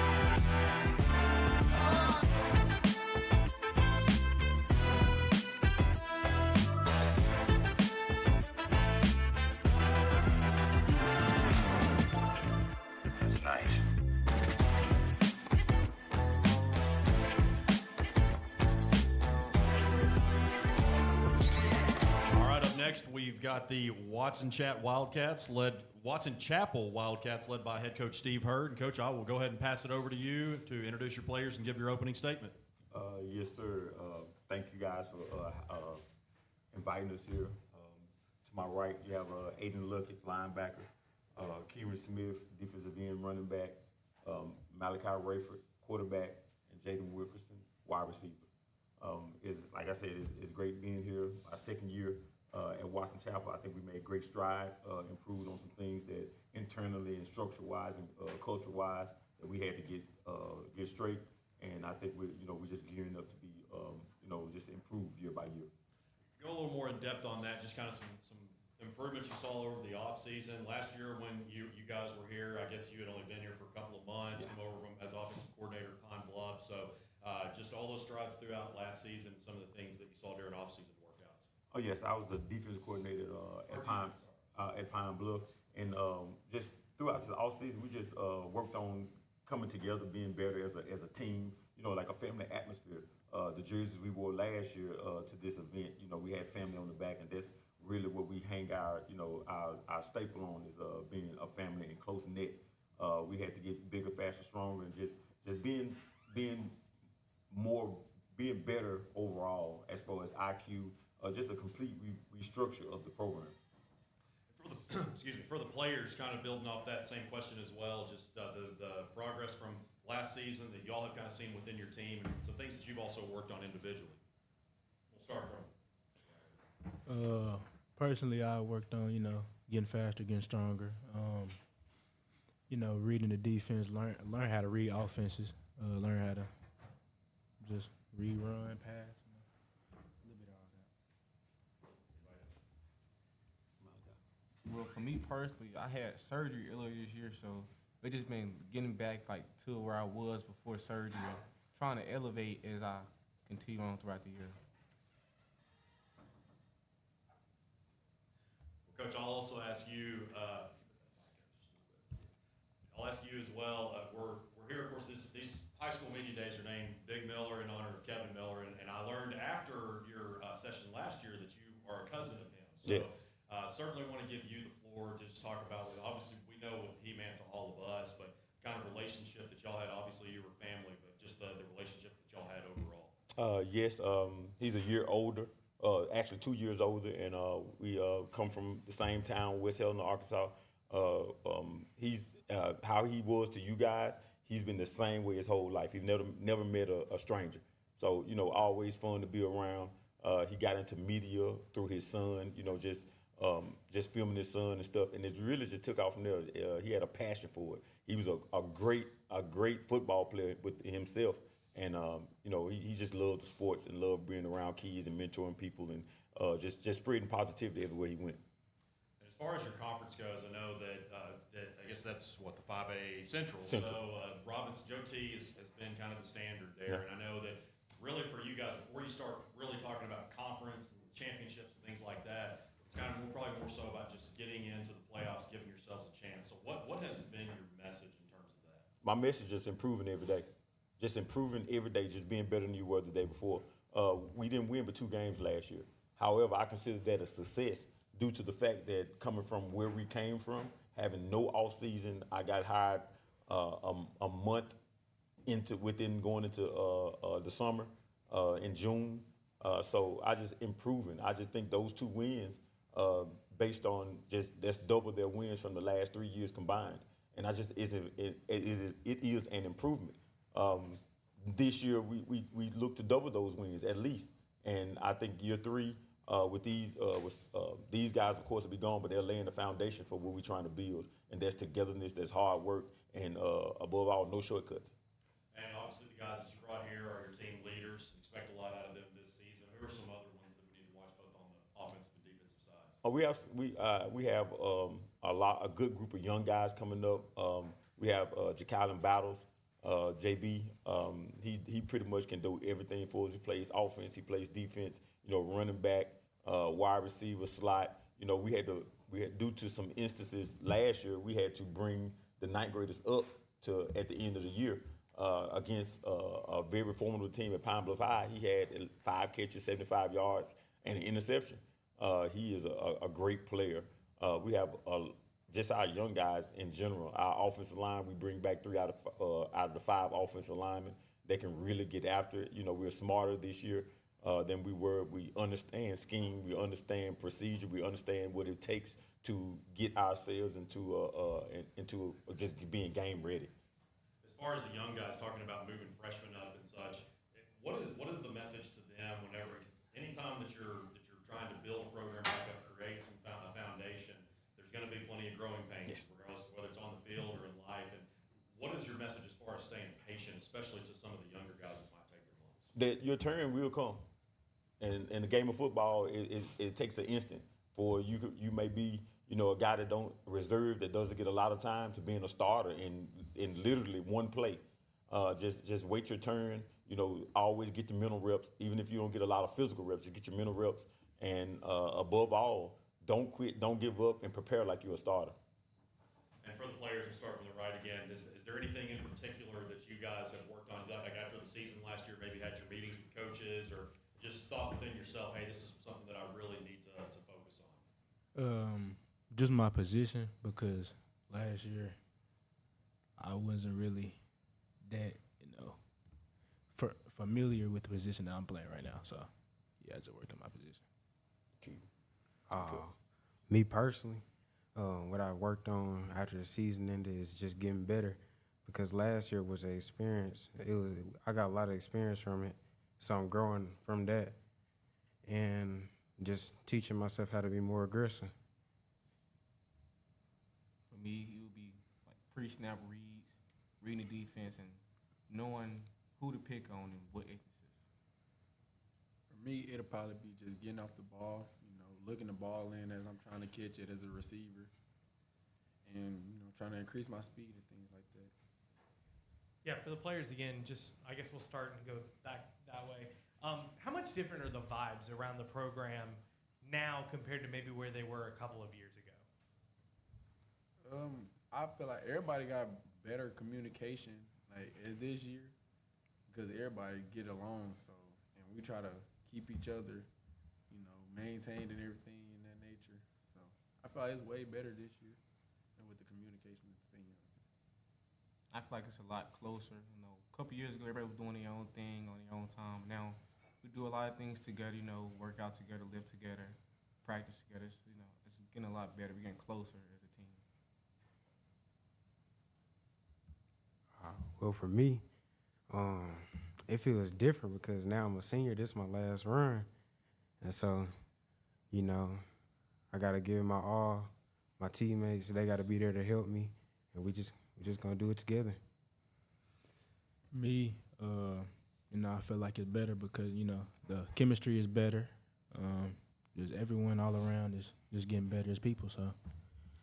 Coach, y'all beat Crossett in the non-conference, then you ended the year with a win over Jacksonville, of course, conference victory. And how big is that to go out with the day, again, with all of the growing pains that you did experience, to get that win in Week 10 and at least have that to build off of going into the offseason? How big was that? Man, words can't even describe what it was to get a conference win. I think it's the first conference win in 3 years at home in front of your home crowd, and just giving the guys a springboard into so to speak, into the off season. I was very emotional on that last game because I was just happy for them. Because football wasn't, from what I've been told, football wasn't fun for them, and we just wanted to give them something to be, just to go into a good feeling going into the off season. Give those seniors that had been on the team for 3 years and had won one game, give them something just to go out on a bang as their last game of their senior season. And I loved it. It's just, I'll never forget that win.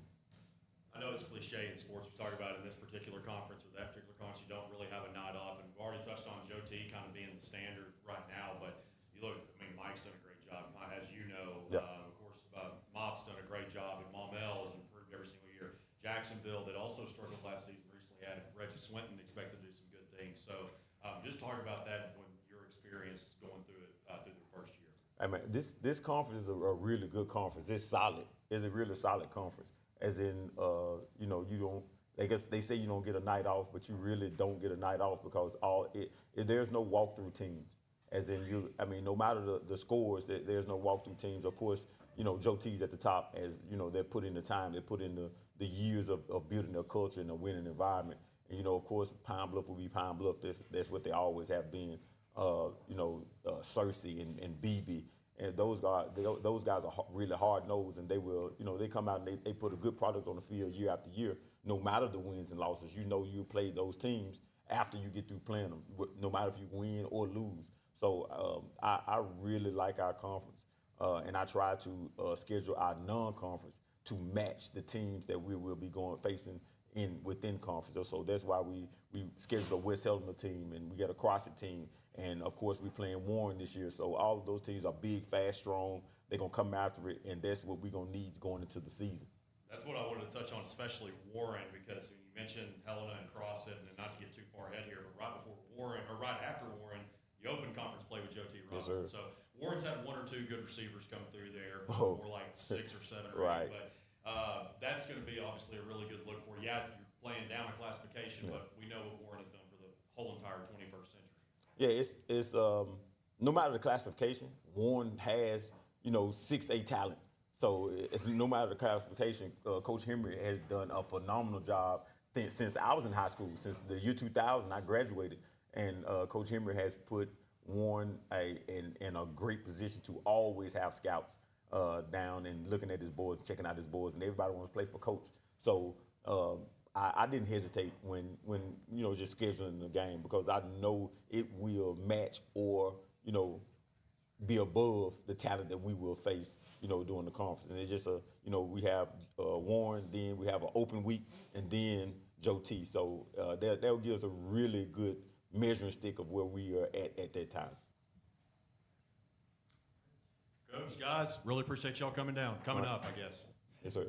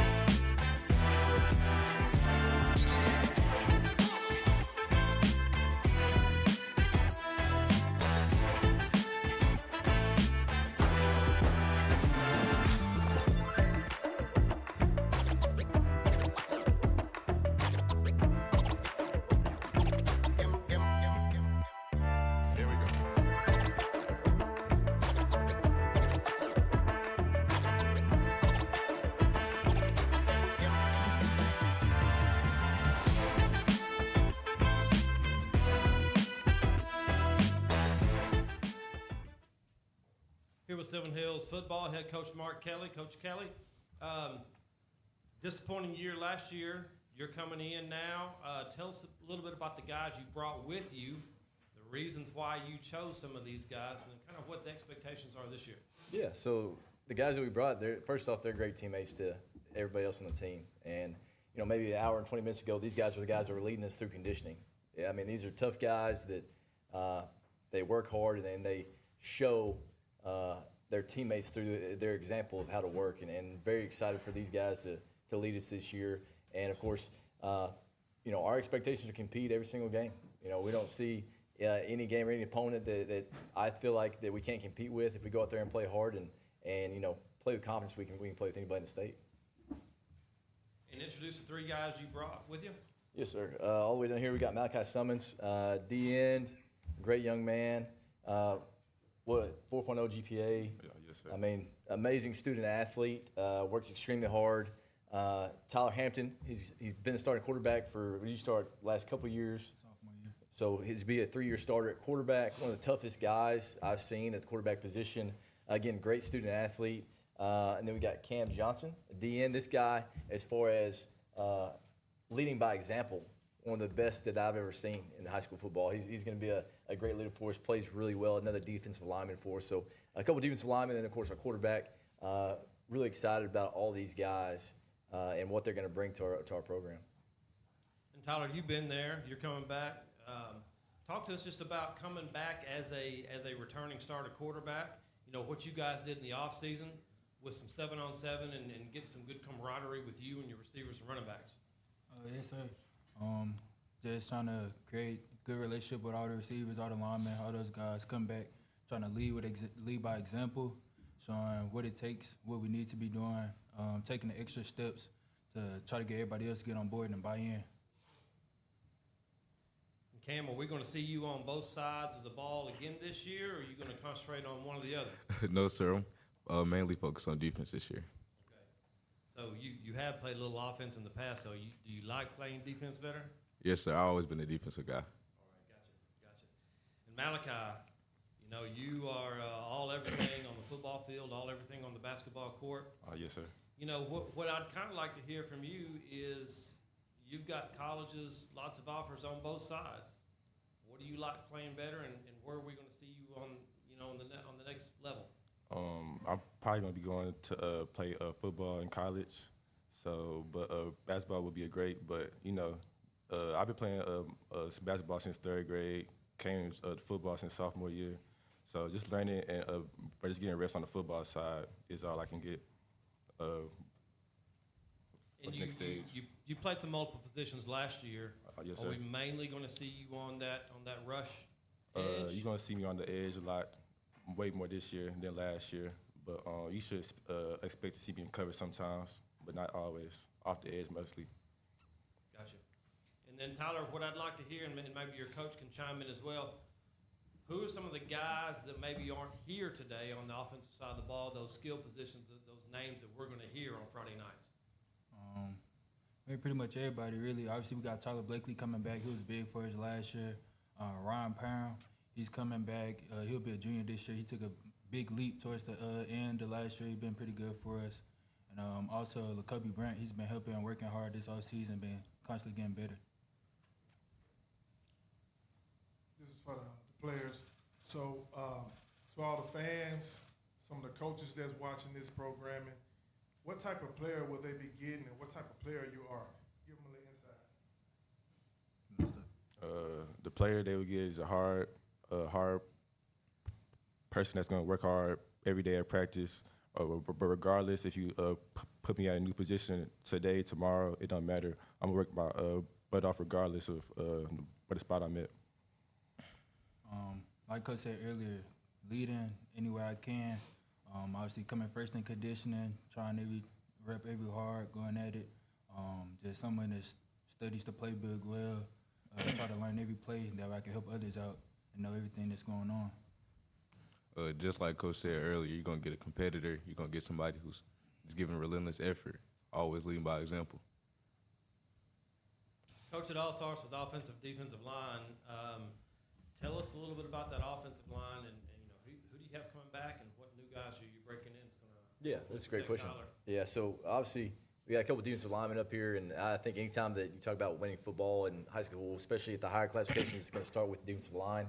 So we feel really good about those guys and some guys that are coming back. We have a lot of returners. I think we played a lot of sophomores last year, so we have a lot of guys with experience. KJ is probably one of our best dudes. He's at guard. Landon Tony at guard. Reggie Walker, 6'5", 6'6", really good football player, a really good athlete that's got to continue to grow. We were able to bring in a great offensive line coach, Coach Dorsey, and he's going to help those guys grow because I think we have the bodies. Obviously, we got to change those bodies a little bit, continue to work on strength and conditioning. But having Coach Dorsey there with the offensive line has been a huge leap even for the past 2 weeks. So we're very blessed to have him coaching those guys. Malachi, I wanted to ask you, the last couple of years, you and Josiah have kind of been the dogs, so to speak, on defense. You know, top college prospects and everything. The torch has kind of been passed to you as the senior leader. I know we've talked about, some other ones that we can expect to hear the names of, but is there anybody that's really stood out to you, whether sophomore or junior, senior, that has really taken this next step? Outside of me and Cam, of course, there's Pierre Grimes at linebacker. You got Kai at cornerback. You got Nigel at cornerback too. So we got a bunch of guys that's growing, that's been playing since sophomore year with us on defense side outside of me and Josiah. So it's just a bunch of guys from sophomore year, junior year, and right now our senior year that's gonna grow. Well, Coach, I just wanted to ask you coming in, how do you draw the line between implementing what you want to do versus taking stock of what you have and trying to make that work? How do you kind of do that as a coach coming in? Yeah, anytime, really, any year, even if, third, fourth year at Conway like it was, you're going to basically reset every offseason. And I was lucky that I was able to come in at the beginning of last semester, so I was able to have a whole semester with everybody and kind of see the talent, see how we can kind of move people around and pieces around. So that was really helpful, but any high school coach is going to have to kind of cater their system and everything around who they have around them. Coach, real quick, and I have something for the players too, but first off, welcome to Sylvan Hills. I know we've talked a little bit, but excited to have you on the Sylvan Hills Sports Network and follow the team. But I guess my first question is obviously no secret, 0-20 over the last 20. It's been a rough spell. You come in from a culture standpoint. What have you seen within that program that can kind of inspire the fan base to see a change? Yeah, that's a great question. So, obviously it's been a tough couple of years, but what I will say is the kids are working hard. They're excited about football, and they're buying into it. I mean, I don't know what happened before, and I'm not worried about that. We're worried about what's going on right now, and those guys are working hard. We have a great core group of guys that are doing everything they're asked of and have really bought in, and I think that's going to bleed over to the rest of the team. I think my challenge that I'll ask of you is we got to figure out a way to change the mindset of glass half empty Jay Burr on our broadcast this year. Yeah. So we'll work on that. But for the players, obviously transitioning from, some of you guys have been around several years now. You look at what was there before and the triple option style offense. Then JJ comes in and starts to implement more of a spread. How's the transition been from last year to this year and working in this more fast pace of what Coach Kelly wants to do? It's been good. Obviously, we're still trying to speed it up, get to the pace that Coach Kelly wants. But it's pretty much been a smooth transition so far. Continue to add things in and perfect the little things. Just try to do everything to the best we can before we add on new stuff.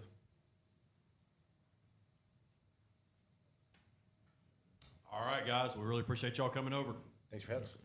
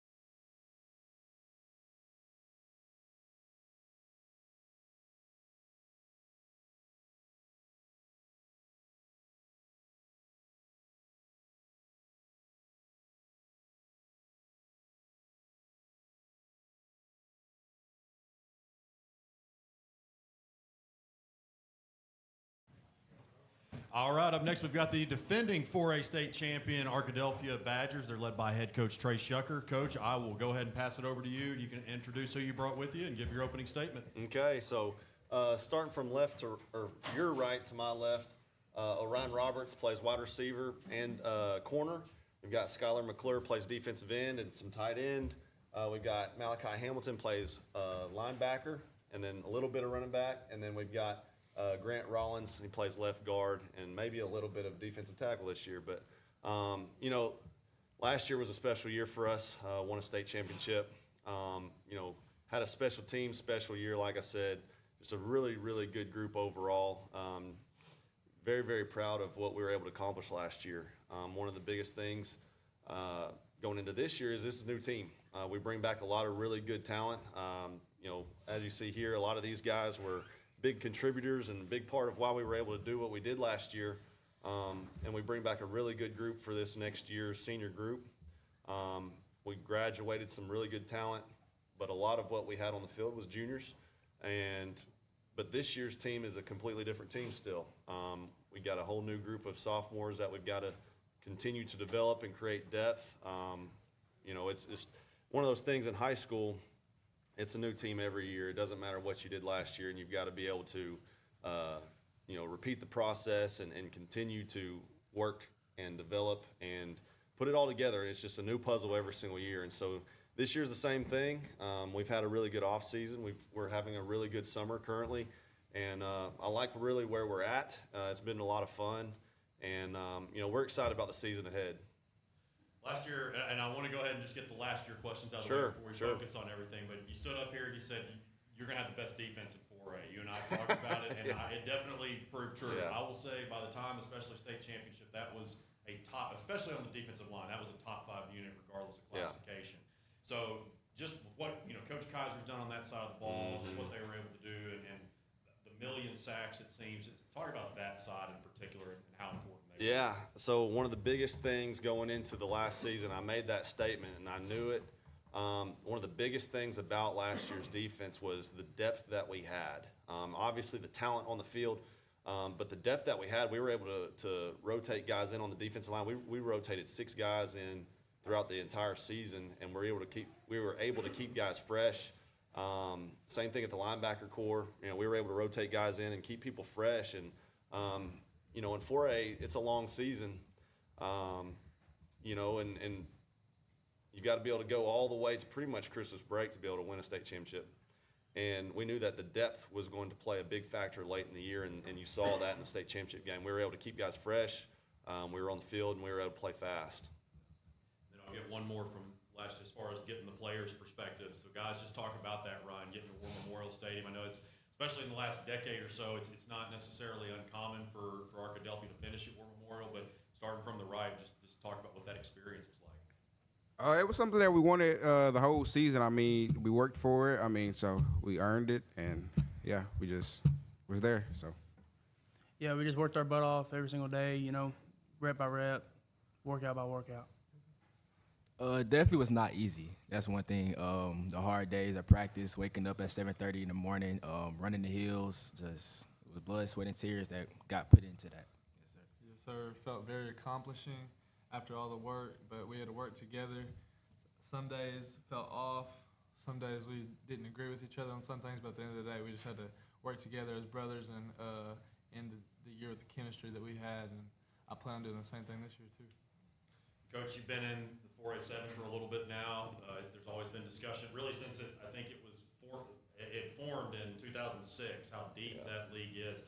You know, last year, I think you guys really took care of business for the most, but you think about Malvern. Fountain Lake's going to be a year older. They had a lot of youth. Brad Cheshire is at Nashville. We know what he can bring there. So just talk about the depth, particularly, you know, at the top there with the teams that y'all are going to have to face. Yeah, you know, we still feel like our conference is probably one of the better conferences in 4A. I know that there's some other good conferences as well, but historically, you know, our conference has done really well in the playoffs. We've done a really good job of handling our conference the past few years where, you know, we've won our conference 3 years in a row. And, you know, it's not easy to do. Our conference, you've got to be really prepared every Friday night. Yeah, there's some weeks in there that, that are a little bit different than others, but the big games are really big games, and that's kind of what sets the conference apart is those big games.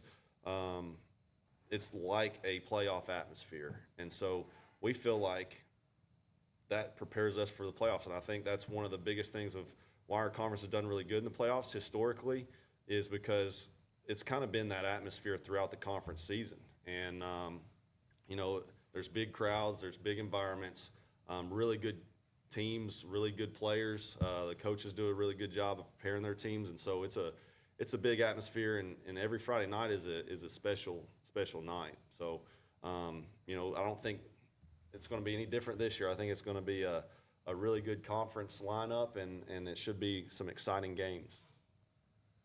Coach Braxton was obviously pretty exciting for you guys last year. Exciting offense.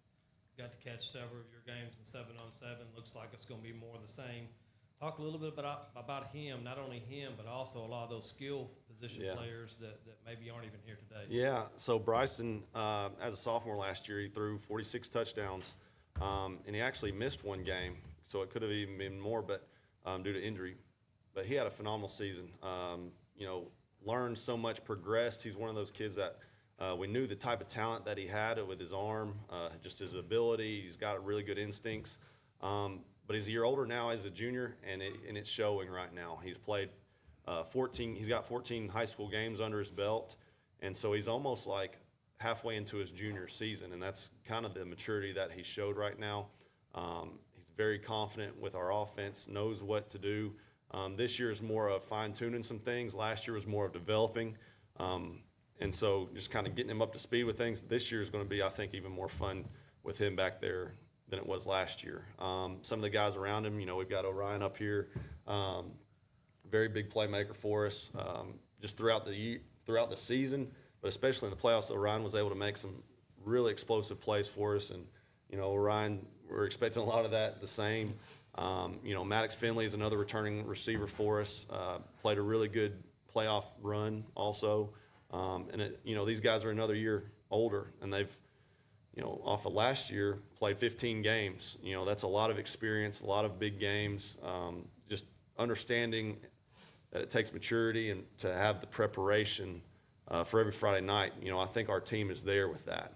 You know, Blake Moody is another one coming out of the backfield. He kind of got injured a little bit halfway through the season, but he's healthy.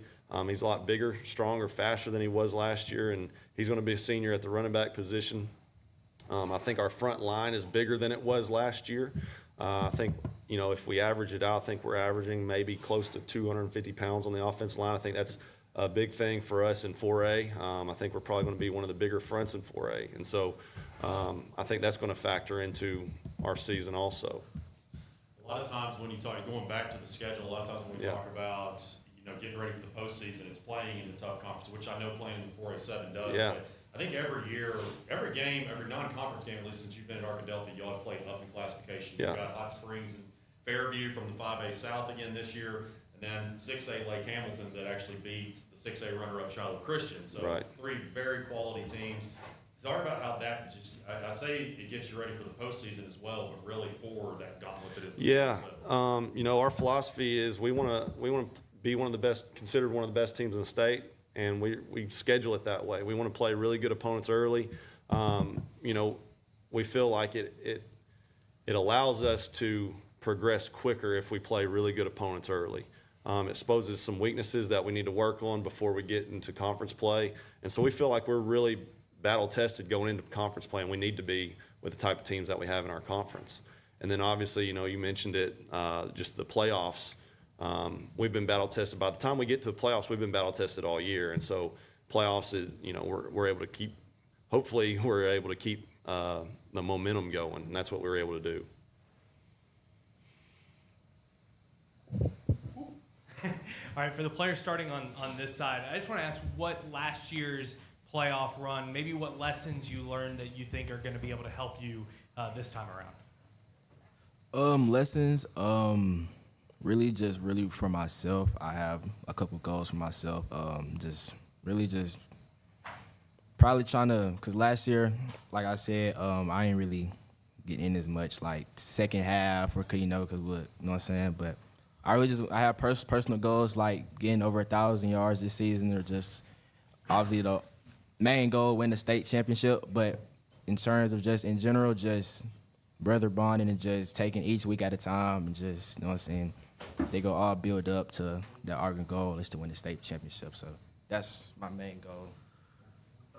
Probably do not underestimate any other teams, no matter what their film says or anything. We need to play as hard as we can and really take practice all week seriously, and really just prepare as good as we can, no matter what the team is, what week it is. We're in playoffs. It's go time. So I say prepare, like Skylar said, prepare for every team. Build a stronger bond with my brothers, and yeah. Make the team better just every week. Again, take every practice seriously, rep by rep, practice by practice, day by day, game by game. Coach, you always hear in sports kind of act like you've been there before. You want to act like you're a championship level program. Have you kind of felt that? I mean, I know your guys, aspiration is to be there every year, play in that game. Can you kind of feel maybe a little difference this spring and this summer of a team that everybody's got a state championship from last year? So to be honest with you, we've tried to keep things as normal as we have in the past. We've not tried to put more on our team. We've not tried to emphasize anything else different than what we've done in the past. We've tried to keep things business as usual, because our expectation for ourselves has already been that. We've not been able to achieve that the past few years. We've been very close. And so we know the recipe's been there. We just haven't been able to execute at the very end. And so, based off of what we did last year, we felt like that's what we've had teams that could have done that. And so the process to get there has not changed. This offseason, with what we were able to do last year, we've just been able to build on it. We've not done more or much different than what we've done in the past. We don't want to make it, because like I said, it's a new team. We don't want to make it so much of a deal where it's unattainable. You know what I mean? Like I said, this is a new team. There's going to be different challenges. Yes, last year's team did something great, and all that did was put a target on our back. We know that, and so all off season we've had we got workout shirts that we've worked out in. We've had a target on our back all off season, and so we wear it. We wear it with pride, but honestly, the expectation for ourselves has not changed. It's always been what it is, and the process throughout the off season, throughout the summer, has been completely the same. One of the things that we emphasize is, we want to be the best that we can be, and these guys just said it too. Every week, once we get into the season, it doesn't matter what our opponent is. We want to be the best version of ourselves that Friday night. We want to get better throughout the season. Does not matter who we're playing. We want whoever our opponent is to get the best version of us. All right, Coach, guys, really appreciate you coming. All right, thank you for having me.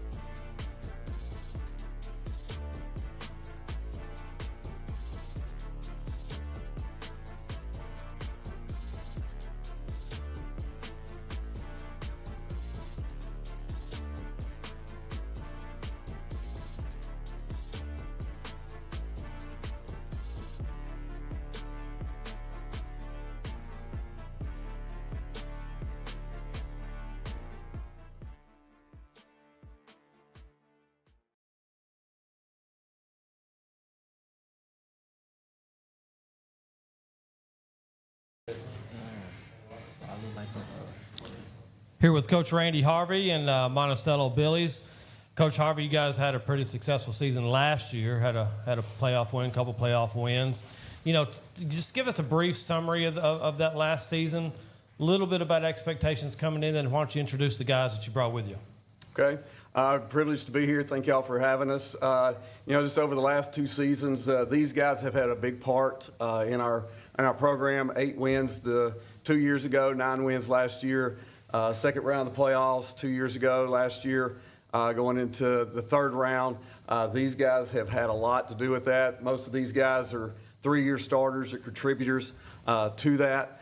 And I think the biggest thing is just been a mindset change with our guys and their focus, you know, just about being the best they can be. And that's our motto that we have, is being the best they can be. And it's classroom also, because, you know, the thing we don't have to worry about with any of our guys right now is grades or anything that goes on. So it's a mindset of being the best that they can be on a daily basis. We have Gunnar Hale. He's our left guard.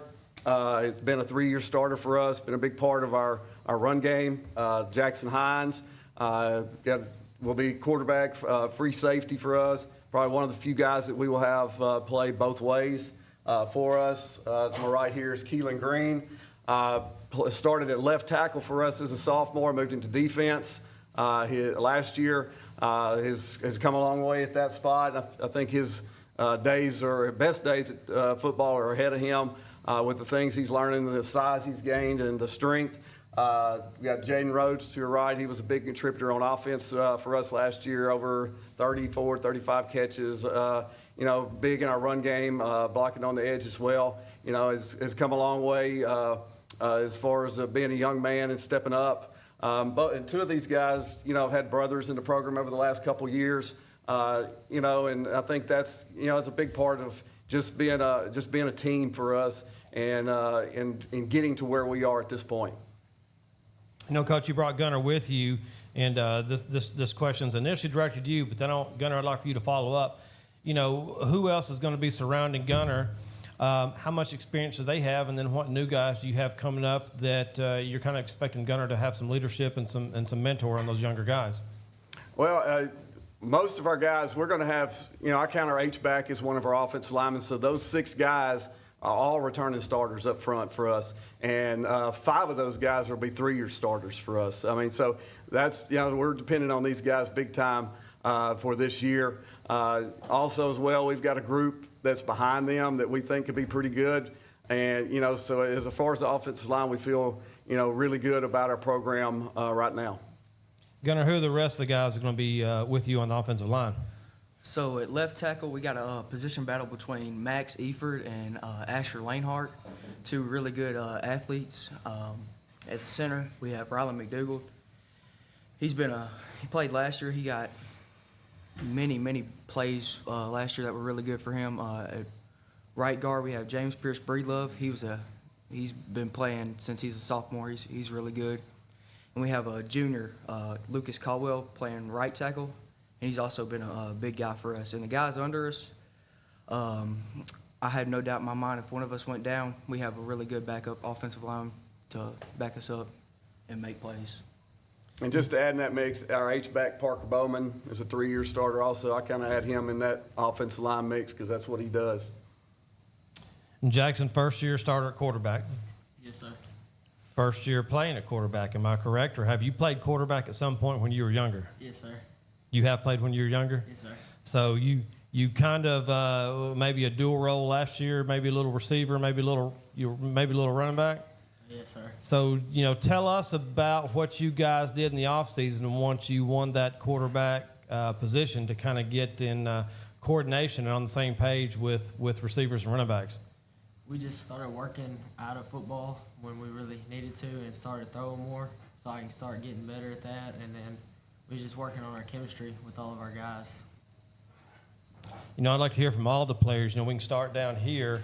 What did you do individually, not only individually in the off season, but also as a position group to get ready and prepare for this year? Shoot, we lifted, we did drills. That's all, really. We really just woke up early, put our mind to it. We stayed hungry, and we just kept developing as the day go by? We would meet up after everybody can get to it, and we'd all work together and make sure we all had each other, just bonding and making sure we get better day by day. Ever since January, the offensive linemen and some of the defensive linemen have been meeting up at about 6 a.m. before school, and we just do drills and get better every day. And Coach, you brought a defensive lineman that you said you kind of moved from offense to defense. Talk about that move for him, and then who's going to be surrounding him on the defensive line. Well, I think I think it was an easy move for us because some of the other guys that we had in our offensive line, but it was also a good move for Keelan in his skill set. The length that he's getting. He's also a basketball player, so his feet are really good, and his strength, man, is come on in the past couple of years. But some guys around him, also Asher Lanehart, and of course I won't call him Boogie, but Aiden Franklin will be our interior guys. The other defensive end, John Luke Brotherton. So our offense and defensive front, we're expecting a lot of effort from, because most of these guys will be juniors, seniors, have played a lot of football in the past couple of years. And I failed to mention, I think, but we have our 9 returning starters on offense and 6 on defense. We're mainly losing some linebackers, but we have some guys to kind of fill into those roles that has played behind those other guys, and they're ready to take those spots. And this directed for all 4 of the players. We can start down here on the end. Again, like I started off with, you guys had a really successful year last year. What's that one game that maybe slipped away from you that you use as motivation all off season, that you're really looking forward to playing again this year? Stuttgart. No, we really should have beat Stuttgart. You said we really should have beat Stuttgart. Why should you have really beat Stuttgart? Because it was our fault. We were slacking around in the beginning of the game. I say Southside because it was a playoff game. They've just been on my mind ever since we lost. I'd probably say Southside, and there's a few more that we could have done better on and did better as a team. Me personally, I'd say Hamburg. Even though we won, it's just I didn't think we played as great as we could have or beat them as good as we could have, so I'd say Hamburg. Well, Coach, how much does it help to have so much experience surrounding a first-year quarterback, so many returning starters, especially on that offensive line, when you have that big change? I think it's big. I mean, we have a lot of confidence in Jackson. He's been a starter on, the defensive side. Played quite a bit his sophomore year, started free safety last year. He was in our kind of our goal line package as a quarterback and would come in at times. And really, he's a do-it-all kind of guy. He can go to running back. He can go to receiver. He can do anything that we need him to do. So we've always had confidence in Jackson. He was our junior high quarterback a few years ago. Did a lot of things with him. So we have a lot of confidence in him. But having those guys up front, I think that's the big thing for any guy, because he has confidence in being able to drop back and throw the football or be able to run it. So having those guys around him and the weapons that he has on the edge, I think is a big confidence booster for him as well. All right, Coach, we appreciate you coming over. Y'all have a great season. Thank you, sir.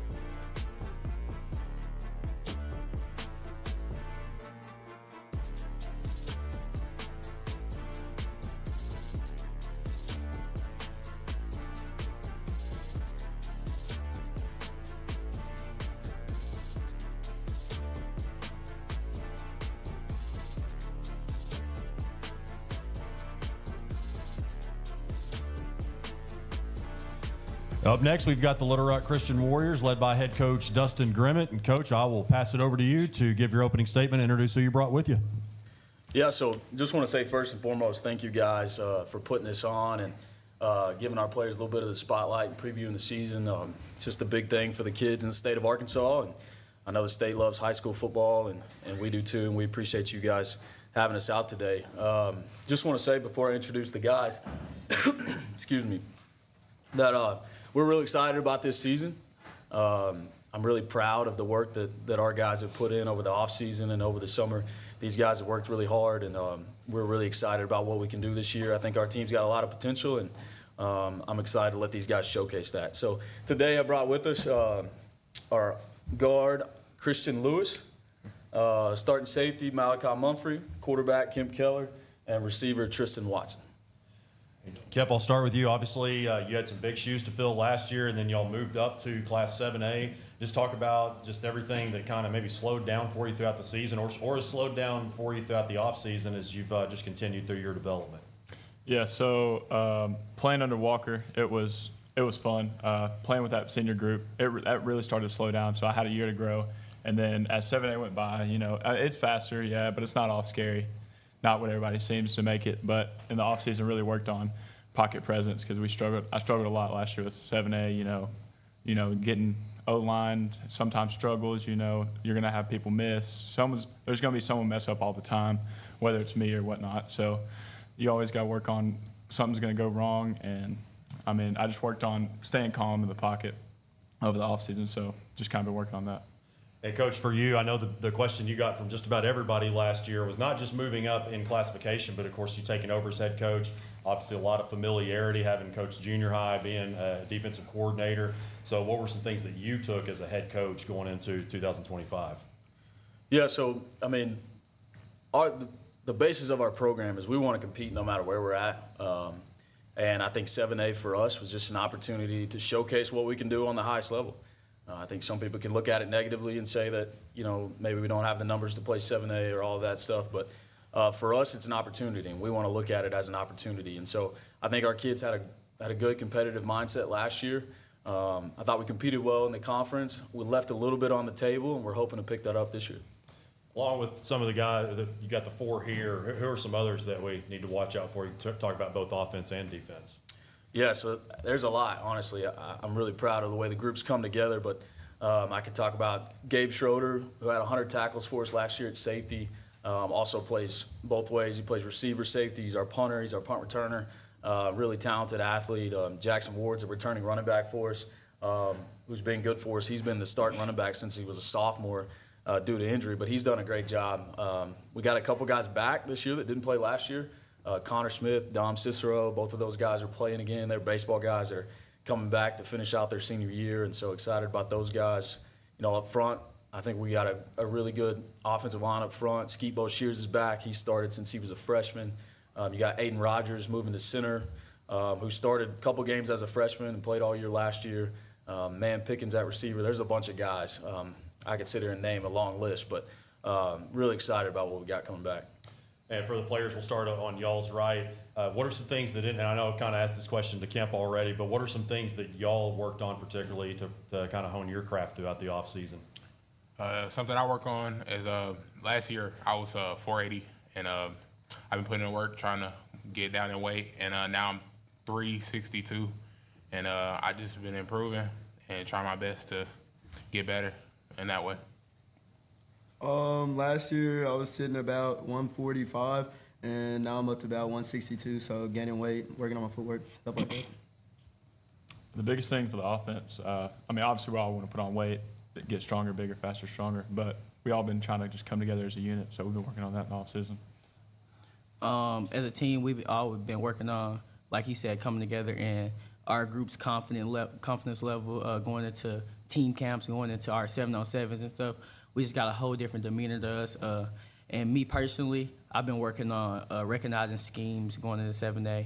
I've been working on my route running and my ball tracking skills and stuff like that.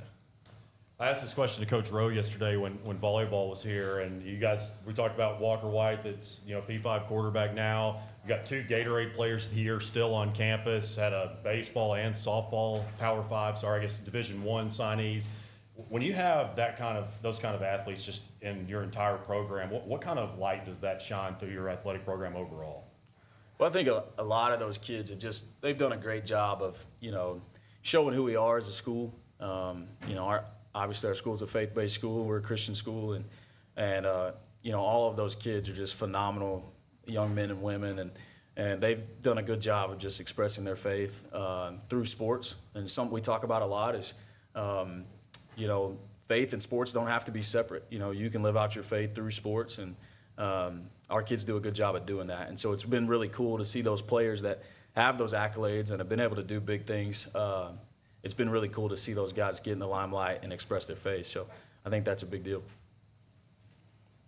Yeah, Coach, going back to that transition up to 7A, what was maybe something that you learned about your group, but then also that maybe it was the step that you guys need to take to be competitive for conference titles at that level? Yeah, so one thing I learned is, which I thought they would be this way going into the season, but one thing I learned is our kids are competitors, and we competed well last year. I thought we left it all on the field. We've got some things to clean up. One of the things is we've got to develop depth because at that level, a lot of teams have a lot of depth because they have these big roster sizes, and it's a physical conference. 7A is physical. The speed is there, all of those things. And so, as you go through the season, you're probably going to have some injuries, and having that next guy ready is going to be extremely important. And I think that's one of the things we learned last year. Last year we lost 3 starters before the season started, or right at the beginning of the season. And that was tough on us. And so as a coaching staff, we put a lot into our players we've got to develop the next guy as well as the starter. So. And talking about just kind of continuous lessons learned, you guys won 3 and then lost your final 3. And I imagine, maybe depth kind of probably played a little bit into that as well, not to speak for you guys, but just, just along with kind of the disappointing ending there, what were, again, talking about more lessons, what were some things that you did take in from that to now? Yeah, so I would say also our final 3 opponents were pretty good. Our schedule just kind of works out that way where those last 2 conference opponents with Conway and PA, those games are going to be tough. And then the next game you're playing in the playoffs. So those are tough opponents. And I think we just have to find a way to keep the momentum that we had earlier in the season. I think we kind of lost it after the Conway game. That was disappointing for us, and we just didn't play as well as we thought we could have. And then the PA game got the same, and we never were able to recapture that momentum. And I think momentum's a powerful thing in the game of football, and we have to find a way to kind of recapture that, kind of reset and say, okay, we're okay. We're going to keep moving forward, keep getting better, despite what the scoreboard may say. Yeah, Kemp and Tristan, I just wanted to ask about your guys' connection and how much it helps to have a receiver that's been around for as long as he has to have that kind of bond together. It's nice. You always got him. Worst case scenario, you always got Tristan down there somewhere. So doesn't matter what level he's played. He's proved it time and time again. He's one of the best in the state, if not the best. So. I love Kemp being my quarterback, and we've also been working hard during the offseason, building a stronger connection with each other, and we're looking forward to show y'all what we've been working on during the season. As far as the non-conference schedule, and I know you're familiar with El Dorado, had some good ones with Little Rock Christian. I know that one, or Shiloh Christian. I'm sorry. I know that one was a tough one, losing by 4, but. Getting those type of looks, and you also got West Memphis in the non-conference, just getting those kind of looks to prepare you for the 7A Central. Just talking about your scheduling motive there. Yeah, so when we scheduled those games, one of the things we knew we needed to see was speed and physicality. And I think if you look at the tradition of El Dorado's program, of West Memphis' program, you're going to find that there. So I think that was intentional by us. I don't think that was intentional by us to be able to get a preview of that. And then you've got some really high executing teams in our conference as well with PA and Conway and Bryant. And so Shiloh Christian could give us a little taste of that too. So we kind of wanted to test ourselves in the non-conference to be ready for the conference. We obviously want to win those games, but the important thing was to find out where's our weaknesses at, how do we handle speed and physicality, how do we handle execution, and then get better from there. We all know that the 7A, as we've touched on it many times, like the 7A Central, there's never a night off. But then you add a Brad Bolding into the mix back at North Little Rock. I guess that's 5 of the 8 Central coaches have at least one state title to their name. So it just makes it that much deeper. Yeah, absolutely. I mean, the conference is tough. I mean, we kind of compare it. I've heard other coaches say it too, that we kind of compare it to the SEC of Arkansas high school football, and I think it stacks up to that. And, you know, we've got good coaches in the conference, including Coach Bolding, but other coaches as well. And, you know, you got to come prepared every week because they're going to be prepared because those coaches are going to do a good job. And I think they're going to match the intensity that you bring as well. Talk a little bit about running. I think you've touched on some players, but running back, you know, Ronnie was a great one for you. I know that he had kind of had some injuries, you know, throughout his career, and you've used kind of a stable of backs. I think maybe Jackson's back, if I'm not, or yeah, so you got Jackson Ward, there's a couple others. Talk about what that rotation would look like. Yeah, so we have Jackson Ward back, who's been a 2-year starter. He's kind of stepped in for when unfortunately Ronnie was not able to play. But we've got him back, and obviously he's got the experience there. He's played in the 7A Central, all of that. And then we've got Connor Smith, who, again, he was one of those kids I mentioned that didn't play last year. But his actually first game, varsity football game, scored a touchdown as a freshman at the running back position. So we're really excited about having him back and being able to rotate those two. And then we've got a sophomore, too, that's really flashed in team camps in Lennox Smith. So I think we've got a good stable of backs back there, and I think we've got the offensive line to protect them.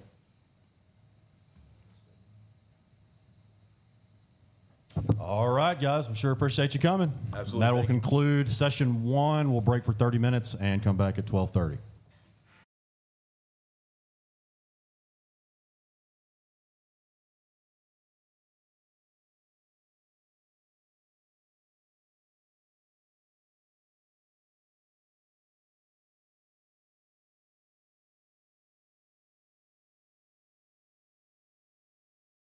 It's not just a house, you know, it's a home, and it's part of the neighborhood and of course part of the community, and you want to build stuff that they'll take pride in. Well, that's where they're making their memories. Yeah, that's right. That's where they're raising their families. You know, without the bank getting us to that next step, we can't do it. It's nice to be able to call someone at the bank and say, hey, you've worked with us for all these years. This is what we're thinking about doing. Can we pull the trigger on this today? Oh, my stars. It is just so much easier to bank with First Community.